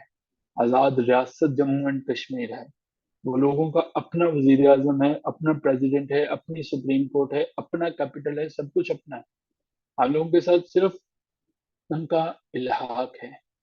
मोदी गवर्नमेंट ने जब 2014 में आया तो उसने कहा कि हम कश्मीर का ये स्पेशल स्टेटस खत्म कर देंगे, और 2019 में उसने वाकई कर दिया। कश्मीर के लोगों के पास एक ही ऑप्शन था कि वो सुप्रीम कोर्ट का दरवाजा खटखटाएं। सुप्रीम कोर्ट ने 11 दिसंबर को यह कहा कि मोदी ने जो डिसीजन लिया था वो बिल्कुल ठीक है। यानी कश्मीर अब इंडिया का एक ऐसे ही रियासत है जैसे उत्तर प्रदेश है, बाकी रियासतें हैं, और कोई भी अब उसको रिवोक नहीं कर सकता। यानी कश्मीरी जो हैं अब, जो इंडियन में हैं, अब वो कश्मीर नहीं रहा, अब वो इंडिया का पार्ट बन चुका है। और कोई लीगल ऑप्शन अब बचता नहीं है कि जो उनको जो है वो रिवर्स कर सकें। शायद आने वाले चंद एक सालों में, क्योंकि अगर ये केस ज्यादा जो है वो वीक होता है, क्योंकि हम अपने वाले कश्मीर को सिर्फ इसीलिए कभी हमने साथ मिलाने की बात भी नहीं की क्योंकि हम उस केस को लड़ रहे थे। अगर हमने भी मिला लिया तो बात इस तरह से हो जाएगी। लेकिन अगर जो है वो इस तरह का इंसिडेंट हुआ तो चांसेस हैं कि आने वाले कोई 10 से 15 सालों में कोई एक ऐसा वक्त भी आएगा जब पाकिस्तान में जो कश्मीर है इसको भी शायद इलाहाद की तरफ लाया जाए। लेकिन ये बहुत बड़ा स्टेप होगा, और इसके लिए शायद बहुत ज्यादा जो है वो अपोजिशन का भी सामना करना पड़े। ये भी मुमकिन है कि पाकिस्तान ऐसा कभी ना करे जब तक कि हम उस कश्मीर का केस जो है वो यूनाइटेड नेशंस से ना लेके जाएं। मोदी साहब, मोदी को जितना बूस्टर मिला है उसके इस एक्ट से, Modi is definitely the prime minister of India. Modi ने देखे चंद्रयान को लॉन्च किया, मोदी ने कई चीजें जो है वो की, तो मोदी की गवर्नमेंट बीजेपी कहीं नहीं जा रहा है, और ये पाकिस्तान के लिए अच्छी नहीं है। हाँ, इंस्टा कश्मीर से हैं वो परेशान हो गई हैं कि कश्मीर के साथ ये क्यों गलत हो जाएगा। अब की दफा, खैर हम अपनी कहानी में वापस आते हैं, तो पाकिस्तान ने कश्मीर के इश्यू को लेके बहुत दफा जो है वो इंडिया के साथ जंगें की थी। अब इंडिया जो है उसने पाकिस्तान को बार बार ये ऐलान किया था कि ये टेररिस्ट स्टेट है। पाकिस्तान अ, तालिबान को सपोर्ट करता है, और तालिबान जो है वो ये कश्मीर में अटैक करता है, ये रियलिटी थी। हम लोगों ने जो तालिबान बनाए थे, अब अमेरिका तो वापस चला गया यूएसएसआर को शिकस्त देके। अब उन तालिबान का हमने क्या करना था? हमने उन तालिबान की ड्यूटी लगाई कि वो कश्मीर में पहुंचे और वहां पर जाकर उसको डिस्टेबलाइज करें, ताकि भाई हम लोग जो हैं वो उसको हासिल करने की कोशिश करें। इंडिया, यहाँ तक तो कुछ चीजें ठीक थी, लेकिन इंडिया बहुत सी बेसिस एलिगेशन लगाता रहता है पाकिस्तान के ऊपर। और मोदी ने तो पिछले कुछ टेन्योर में, अब तो पाकिस्तान बहुत पीछे चला गया है, इस वजह से मोदी को जरूरत ही नहीं है कि वही बात के मुड़ के जो देखा तो कमीना की तरफ, तो तीर अपनों की तरफ से था। अब पाकिस्तान को बैरूनी दुश्मनों की जरूरत रही नहीं है, अब हमारे घर में ही है ऐसे आसिम के सामने जो है। तो अब मोदी भी बात नहीं करता, मोदी कहता है पाकिस्तान, उसके अल्फाज से मोदी को कोट कर रहा हूँ यहाँ पे, कि पाकिस्तान जो है वो अपनी मौत आप मर जाएगा, मुझे उसकी जरूरत नहीं है। तो ये हमारे लिए लम्हा फिक्रिया है कि हम अपने घर को ठीक करें। कहानी में वापस आता हूँ। यूनाइटेड स्टेट्स ऑफ अमेरिका ने देखा कि पाकिस्तान तो बड़े सिरे से ही जो है मुझे सपोर्ट करने की कोशिश कर रहा है। अब की दफा अमेरिकन ने पाकिस्तान को और दबाया, क्योंकि अगर पाकिस्तान जरा भी चूंचरा करता तो शायद वो इंडिया की तरफ चला जाता। और तो और, इंडिया ने ये भी अमेरिका को पैगाम भिजवा दिया था कि अगर आपको तालिबान के खिलाफ कहीं पे कोई मसला हो तो मैं हाजिर हूँ, हर तरह की मदद आपके लिए हाजिर है, और हर तरह के स्ट्राइक्स अगर आप अफगानिस्तान गवर्नमेंट के खिलाफ लेके जाना चाहें तो हम आपके साथ करें। यूएस ने जो है वो ये रिफ्यूज कर दिया था एक्सेप्ट करने के लिए। क्यों? इसलिए कि यूएस को जो है वो पाकिस्तान से सपोर्ट मिल चुके थे, और पाकिस्तान से ज्यादा कन्वीनियंट था अटैक्स करना। तो पाकिस्तान जो है, पाकिस्तान की इस वजह से कि पाकिस्तान ने हाँ कर दी, अमेरिका ने इंडिया को ना किया, और इसकी वजह से इंडिया को जो है वो एक डिस्ग्रेस का सामना करना पड़ा। अगर वो इंडिया की ऑफर एक्सेप्ट कर लेते तो पाकिस्तान को शायद अमेरिका की जंग के अंदर जो है वो जाना पड़ता, और अमेरिका के खिलाफ जंग में जाना पड़ता। तो मुशर्रफ के जो है वो कुछ ऐसे बयान थे, और पाकिस्तान इन हालात में गुजर रहा था। पाकिस्तान फ्रंट लाइन स्टेट बन गया। पाकिस्तान एक ऐसी स्टेट बन चुका था कि जिसमें हमारे पास जो है अ, सब की सब चीजें पाकिस्तान से जाती थी। नेटो की फोर्सेस यहाँ पे मौजूद थी, नेटो को मदद यहाँ से भेजी जाती थी। सो मुशर्रफ के ये फैसला कि मुशर्रफ ने बिल्कुल ठीक किया, ये बाद में उस वक्त ठीक साबित हो गया जब इंडिया ने ये कहा कि मैं जो है यूएसए को तमाम की तमाम चीजें प्रोवाइड करने के लिए तैयार हूँ। अगर यूएसए चाहे तो तमाम चीजें मेरी इस्तेमाल कर सकता है। अब की दफा लोगों ने देखा कि हाँ, अब उस मुशर्रफ का जो डिसीजन है अब ये समझ में आता है कि तुम्हारा ये ठीक था, लेकिन इतनी जल्दी बगैर किसी चूंचना के जाके तुमने उनकी बात मान ली। इससे अमेरिका को एक मैसेज जरूर मिला कि पाकिस्तान इज अ कंट्री के जहाँ पे मैं जो चाहूँ वो कर सकता हूँ। मुशर्रफ कहता है कि मैंने पाकिस्तान के न्यूक्लियर इंस्टॉलेशन को बचाने की कोशिश की है। चलिए आगे चलते हैं और देखने की कोशिश करते हैं कि क्या वाकई ऐसा हुआ। साल 2001 तक मुल्क के अंदर मजहबी जमातें अपने अरूज पे थी। ये वो जमाना था जब मौलवी साहब कहा करते थे कि घर के अंदर टीवी रखने वाले जो हैं वो लोग वो मुजरिम है। बल्कि 2009 के अंदर जब फजलुल्लाह जो है वो सवात के अंदर अपनी हुकूमत कायम करता है, तो 2009 में सवात में यह ऐलान किया जाता है कि अगर किसी घर के अंदर टीवी हुआ तो उस घर को उड़ा दिया जाएगा। बहुत सी दुकानें, बहुत से घरों को, इनको जो है वो तबाह किया गया था कि जिन घरों में टीवी हुआ करता था। मजहब का एक बोलबाला हुआ करता था, और ये लोग मजहब को आड़ बना के टेक्नोलॉजी को हर तरह से रोकता था। पाकिस्तान ने जब से ये फैसला किया कि मैं यूनाइटेड स्टेट्स ऑफ अमेरिका को सपोर्ट करूंगा, अब से मौलवी हजरात जो है वो पाकिस्तान की गवर्नमेंट के काफी खिलाफ है। मान लो अब तो जो है वो गलियों में, इलाकों में प्रोटेस्ट होना शुरू हो गया गवर्नमेंट के डिसीजंस को लेकर। कोयटा, पिशावर, लोग सड़कों पर हैं और एक ही नारा लगा रहे हैं कि अमेरिका का जो यार है वो गद्दार है, गद्दार है। पाकिस्तान आर्मी को मैसेज भिजवाया जाता है कि हजूर वाला मामला कुछ हालात से आज से बिगड़ते चले जाते हैं, और आर्मी इलाके का कंट्रोल संभालती है जहां जहां पे सिचुएशन बिगड़ती है। ये मार्शल लॉ था, और मार्शल लॉ के अंदर आर्मी की ही हुकूमत होती है। जनरल मुशर्रफ एक बहुत बड़ा डिसीजन लेता है। जनरल मुशर्रफ जो है वो ये कहते हैं कि इस्लामी पार्टियां जो है वो मेरे खिलाफ हैं, तो लिहाजा वो इस्लामिक पार्टी जो है वो इनके खिलाफ क्रैक डाउन करना शुरू कर देते हैं। तमाम की तमाम जो है वो, जो पार्टियां जनरल मुशर्रफ को सपोर्ट कर रही थी, उन्होंने तो इस डिसीजन को कहा ये बहुत अच्छा है। इस्लामिक पार्टी जितनी थी उन्होंने इसके खिलाफ, मुशर्रफ मुशर्रफ को इस फैसले के खिलाफ गए। नतीजतन मुशर्रफ ने उनके ऊपर क्रैक डाउन करना शुरू कर दिया। पकड़ो और जेलों में बंद करने वाली पॉलिसी जो है वो चलना शुरू की। अपने ही लोगों को जेलों में ज्यादा देर बंद नहीं किया जा सकता। मुशर्रफ ने ये एडमिनिस्ट्रेटिव एक्शन तो लिया, पॉलिसी अपने को सपोर्ट करने के लिए कि मैंने यूएस को जो बात कह दी है मैं उस पे ही रहूंगा। लेकिन अपने घर से भी कुछ आवाजें जो है वो निकलना शुरू हो गई। कुछ आर्मी के जनरल से जिन्हें लगता था कि अमेरिका को सपोर्ट करने वाला फैसला ज्यादा अच्छा नहीं है। इससे पाकिस्तान की सॉल्जेनिटी पे एक हमला हुआ है कि इन लोगों ने पाकिस्तान को बड़ी कमजोर कंट्री समझा है। मुशर्रफ ने आर्मी के 3 टॉप जनरल्स को हटा दिया। कहा जाता था, मुशर्रफ को लग रहा था कि ये ज्यादा ही इस्लामिक हैं और कहीं ऐसा ना हो कि मेरे साथ भी या तो ये मुझे मार दें या मुझे ये है किसी तरह से रास्ते से हटा दें। ये चेंजेस जो हैं, अमेरिका बड़ी माइन्यूटली तमाम चीजों को देख रहा है। अब की दफा मुशर्रफ ने ये देखा कि आर्मी के अंदर एक अलग से फिल्टर लगाना शुरू कर दिया। जहां जहां पे जो इस्लामिक लोग थे उसने रिप्लेस करना शुरू कर दिए, बदलना शुरू कर दिया। इनके साथ कि मैं अब की दफा लिबरल लोगों को लेके आऊंगा, ऐसे लोगों को जो मेरी वेस्टर्न जो पॉलिसीज हैं उनको सपोर्ट करता है।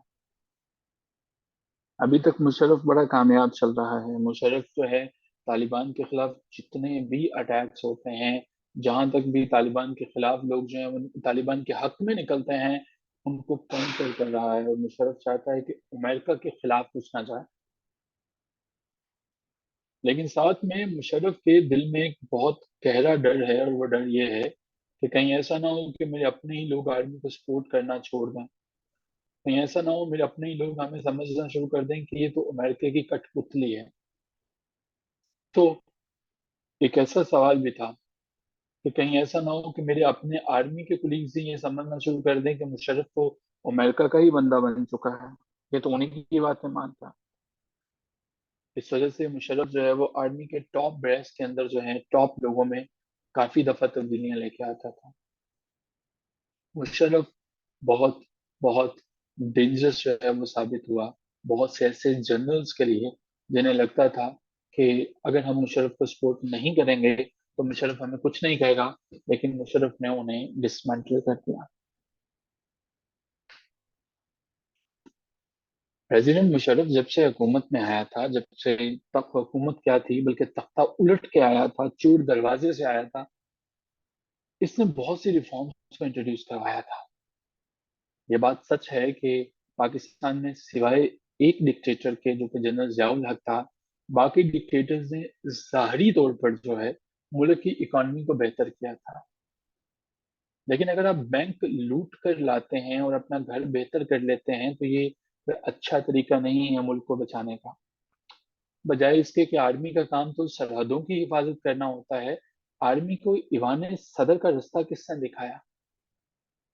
ये वही आर्मी थी जिनको मोहम्मद अली जिन्ना ने 1947 में कहा था जब एक नौजवान ऑफिसर ने जिन्ना को डिक्टेट करने की कोशिश की थी कि आपने इंडिया के बारे में ये पॉलिसी रखनी है, तो जिन्ना ने बड़ी तरीकी अल्फाज कहे थे, gentleman, your responsibility is to secure the borders of the country. You are the servant of the nation and you are bound to obey the orders that the civilians are going to make for you. You cannot dictate the nation.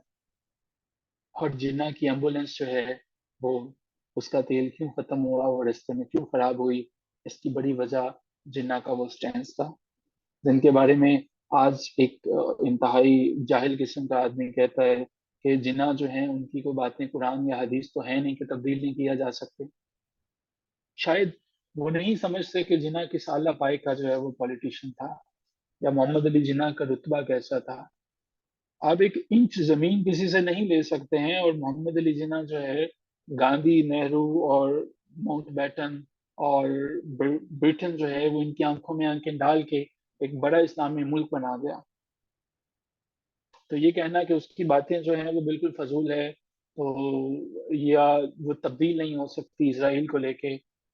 तो जिन्ना जितना जीरक, जिन्ना जितना समझदार बंदा था, वो शायद इससे मुमकिन है कि हमारे पास एक बड़ी फेमस कोटेशन है कि कुछ लोग सिर्फ तारीख बदलते हैं, कुछ लोग जो है वो नया मुल्क बनाते हैं, कुछ नक्शे बदलते हैं. जिन्ना ने ये तीनों काम इकट्ठे कर दिया था. तो जिन्ना के बारे में अनवारुल हक काकर के जो कल परसों अल्फाज थे हमारे प्राइम मिनिस्टर के कि जिन्ना की बातों को बदला जा सकता है, ये कोई हदीस या ये कोई इल्हामी किताबें नहीं है. वो कि जिन्ना की बातें जो हैं वो इल्हामी किताबों की बराबर नहीं है, और ना ही हो सकती हैं, और ना ही वो उसका कंपैरिजन बनता है. लेकिन जिन्ना जो है वो फादर ऑफ द नेशन है, और मेरा ख्याल है कि उनकी बातें जो है वो बड़ी वर्थ इट हैं. He was the only sincere person कि जिसने पाकिस्तान को अपने खून से सेंचा था. He was the only person कि जिसने पाकिस्तान के लिए दिन रात एक किया था, और वो वाहिद बंदा था जो चाहता तो लंदन में, ब्रिटेन में अपनी जिंदगी आराम से गुजार सकता था. उसे कोई जरूरत नहीं थी कि वो आता और लोगों से जो है वो इस तरह से लड़ता. लेकिन ये इंतहाई तकलीफ है बात है, ऐसे नहीं उसे कहना चाहिए था. खैर, सो हमारे पास जो है वो मुशर्रफ जब से आया, इसने बहुत सी पॉलिसीज इंट्रोड्यूस करवाई, और 30 महीने का टेन्योर मुशर्रफ का मुकम्मल हो चुका था. मुशर्रफ पूरी कोशिश कर रहा था कि मैं कंट्री की एडमिनिस्ट्रेशन को पटरी पर चढ़ा सकूं, और बहुत हद तक ये कामयाब भी हुआ था. जैसे 7 पॉइंट्स एजेंडा दिए थे. पहला एजेंडा इसका ये था कि devaluation of power. Devolution of power का मतलब ये होता है कि जब आप पावर को डिवॉल्व करते हैं, जिसका मतलब ये है कि सूबे की सतह पर जो लोग हैं, सूबों को डिवीजन में बदल दें, डिवीजन को डिस्ट्रिक्ट्स में बदल दें, डिस्ट्रिक्ट्स को तहसीलों में बदल दें, तहसीलों को यूनियन काउंसिल्स में बदल दें. तो यहाँ से इन लोगों को, तहसील को और यूनियन काउंसिल को पावर देना शुरू कर दें. तो मुशर्रफ ने यहाँ तक भी काम करने की कोशिश की थी. लोकल बॉडीज को सेटअप किया था. मुशर्रफ ने पावर शेयरिंग में लोगों को शामिल करने की कोशिश की थी. एक बड़ी वजह यह थी कि मुशर्रफ ये चाहता था कि लोगों के दिलों में नफरत निकले, कहीं ऐसा ना हो कि लोग ये समझें कि मैं अमेरिका का बहुत बड़ा सपोर्टर हूँ. और दूसरे नंबर पे ये था कि मुशर्रफ पॉलिटिशियंस के हाथों जो लोग तंग आ चुके थे, वो ये चाहता था कि वो इन लोगों को सिक्योर कर सके, बचा सके. सो मुशर्रफ की जो गवर्नमेंट है, वो ये जो इकोनॉमी वोबलिंग स्टेट में है, इसे स्टेबलाइज करने में कामयाब हो जाती है. अगरचे कंट्री के लिए ये मुमकिन नहीं था कि फौरन से मुशर्रफ ने कुछ 7 पॉइंट, 10 नुकात या 12 पॉइंट बनाता और उनका एजेंडे को फौरन से लागू कर देता. लेकिन बहरकैफ कंट्री ने इसको लागू किया. एक कंटिन्यूस प्रोसेस चाहिए था मुशर्रफ को, कि मुशर्रफ इन कंट्री के अंदर जितनी भी चीजें हैं जो चेंजेस लाना चाहता है कि उनको वो लेके आए. अब की दफा मुशर्रफ जो है वो दोहरी तरह की सिचुएशन में था. पहली सिचुएशन जिसका मुशर्रफ को सामना करना पड़ा था, वो सिचुएशन ये थी कि या तो मुशर्रफ जो है वो अपने लोगों से भी हमायत हासिल कर रहा था, और दूसरे नंबर पे मुशर्रफ के पास पाकिस्तान के पॉलिटिशियंस जो है वो उनके खिलाफ भी नफरत है. मुशर्रफ जो है मुख्तलिफ लोगों के पास जाता और उनसे वोट मांगता, कैसे वो अपने आप को हुकूमत में रखता, या कैसे वो लेके चलता, ये कहानी के अगले चैप्टर में डिस्कशन होगी नेक्स्ट वीक में. अच्छा, अगले वीक से हमारी क्लास जो है ना वो, चूंकि नमाज मगरिब का टाइम होता है, 3:30 पे होगी, हम 30 मिनट पीछे आ जाएंगे। ठीक है, फ्राइडे को 3:30 पे, 3:30 PM टू हम चलेंगे 5:30 PM तक, ताकि हम जो मगरिब की नमाज है इसके टाइम को कंज्यूम कर सकें, हम नमाज को दे सकें। हम यहाँ पे एक स्टॉप लेंगे, लेकिन मैं आपको बहुत से सवालों के साथ छोड़े जा रहा हूँ। मेरा पहला सवाल ये है कि वॉर ऑन टेररिज्म में क्या पाकिस्तान का मौक़िफ़ स्टैंड ठीक था? क्या मुशर्रफ ने बिल्कुल ठीक किया कि सपोर्ट किया, या सिरे से हमें तालिबान को बनाना ही नहीं है, बनाना ही नहीं चाहिए? क्या हमारे पास ये बिल्कुल एक ठीक स्टैंड था जब हमने 1885 में ये ऐलान किया कि हम यूएसए के लिए अपने लोगों को मरवाएंगे? अगर ये गलत था तो क्या हम कैसे निकल सकते थे? क्या इसका कोई और सोल्यूशन भी आ सकता था? कहीं ऐसा तो नहीं हमने आर्जी तौर पर डॉलर जो हैं उनको लेने के चक्कर में अपने ना सिर्फ लोगों को मरवाया बल्कि अपनी इकोनॉमी का बदतरीन हाल कर दिया? कहीं ऐसा तो नहीं है कि डोनाल्ड ट्रंप जो है बाद में आके ट्विटर पे लिखता है कि पाकिस्तान एक मुनाफिक स्टेट है और उन्होंने हमें बड़ा चूना लगाया है जब हम जो है वो उसामा बिन लादेन की बात करते हैं? कहीं ऐसा तो नहीं है वो सब की सब बातें जो है वो अमेरिका बकवास कर रहा है, गलत है? और इमरान खान ने जवाब भी दिया था। क्या वाकईतन इमरान खान जैसे लीडर ने जब जवाब देता है और अमेरिका का डोनाल्ड ट्रंप अपनी स्टेटमेंट को बदल देता है, क्या ऐसा ही है कि अमेरिका को हमें तब भी जवाब देना चाहिए था तो कुछ और होता? क्या अफगानिस्तान के अंदर होने वाली चीजें पाकिस्तान पे हमेशा ऐसे ही इफेक्ट करेंगी? क्या हमें वॉर एंड टेररिज्म जो है, अगर ये ना होते तो पाकिस्तान के हालात कैसे होता? हम इन सवालों के साथ जो है वो आज की डिस्कशन को यहाँ पे खत्म करते हैं। मुझे उम्मीद है आपने बहुत सी चीजें समझी होंगी। ये वो क्वेश्चन है वॉर एंड टेररिज्म जो तकरीबन हर दफा पेपर में आ जाता है, और मुझे यकीन है कि मैं इसे ढंग से समझा पाया हूँ और आपको समझ में आया है। So with this note, I'm taking leave from you people. I'm sure that you people will make your own notes. अपने नोट्स भी अच्छे से बनाए और इसको रिजल्ट भी करें। नहीं जी, ख्याल रखिए जी अपना। Hope to see all of you इंशाल्लाह in the next class. Till then take care of yourself. खुदा हाफिज। आपका कोई क्वेश्चन है? नहीं, प्लीज पूछिएगा। अस्सलाम वालेकुम सर जी। जी जी, वालेकुम अस्सलाम। नहीं सर। सर मेरा क्वेश्चन है कि मुझे ना आज एक लेटर मिला है जिसमें ना ये मालूमात हैं कि जो इलेक्शन है पाकिस्तान में वो डिले हो रहे हैं। सर इसके मतलब बताइएगा क्या ये वाकई डिले हो रहे हैं या क्या सिचुएशन है? हाँ जी, बिल्कुल ऐसा ही है कि पाकिस्तान के अंदर जो इलेक्शंस हैं, मैंने आपको शायद याद हो, नहीं आप उस क्लास में नहीं है। मैंने पहले भी ये अर्ज किया था कि पाकिस्तान के अंदर इलेक्शंस जो है वो 8 फरवरी को सर्टन नहीं है। ठीक है, तो अब की दफा जो है लाहौर हाई कोर्ट का जो है वो बेसिकली एक वर्डिक्ट है। ठीक है, और एक्स जो है वो हमारे पास इलेक्शन कमीशन जो है वो चीफ इलेक्शन कमीशन है। उन्होंने ये कहा है कि लाहौर हाई कोर्ट की जजमेंट के बाद जो है वो ये बदल सकता है। ठीक है, जी तो सर। कितने दिन तक बदल सकता है? हो सकता है कि 44 डेज तक जो है वो तब्दीली आ जाए। उन्होंने इलेक्शन कमीशन ऑफ पाकिस्तान के नोटिफिकेशन को लाहौर हाई कोर्ट ने बेसिकली सस्पेंड किया है। उन्होंने ये कहा है कि इसके अंदर जो है वो बहुत से ऐसे सुखद बाकी हैं जिनको दूर करना जरूरी है। So ultimately, the answer of your question is yes, they are going to delay the elections. Okay sir, thank you. You're welcome। ये कुछ चीजें शेयर भी हुई हैं हमारे साथ जो है वो, ये क्या है, अच्छा नईम साहब ने लेटर जो है वो शेयर किया हुआ है। ठीक है, वेट, ये ठीक है लेटर जो है वो। Thank you so much everyone, take care of yourself. खुदा हाफिज। हाँ हाँ हाँ, क्यों नहीं Khadija, I am definitely going to share these notes. ये मैं भी फाइल शेयर कर भी देता हूँ। नहीं सर, उसी ग्रुप में होती हैं ये फाइल वैसे। नहीं देखिएगा, अगर आपको मिल गई ठीक, वरना मुझे बताइएगा, मैं शेयर करता हूँ। थैंक यू सो मच जी, खुदा हाफिज।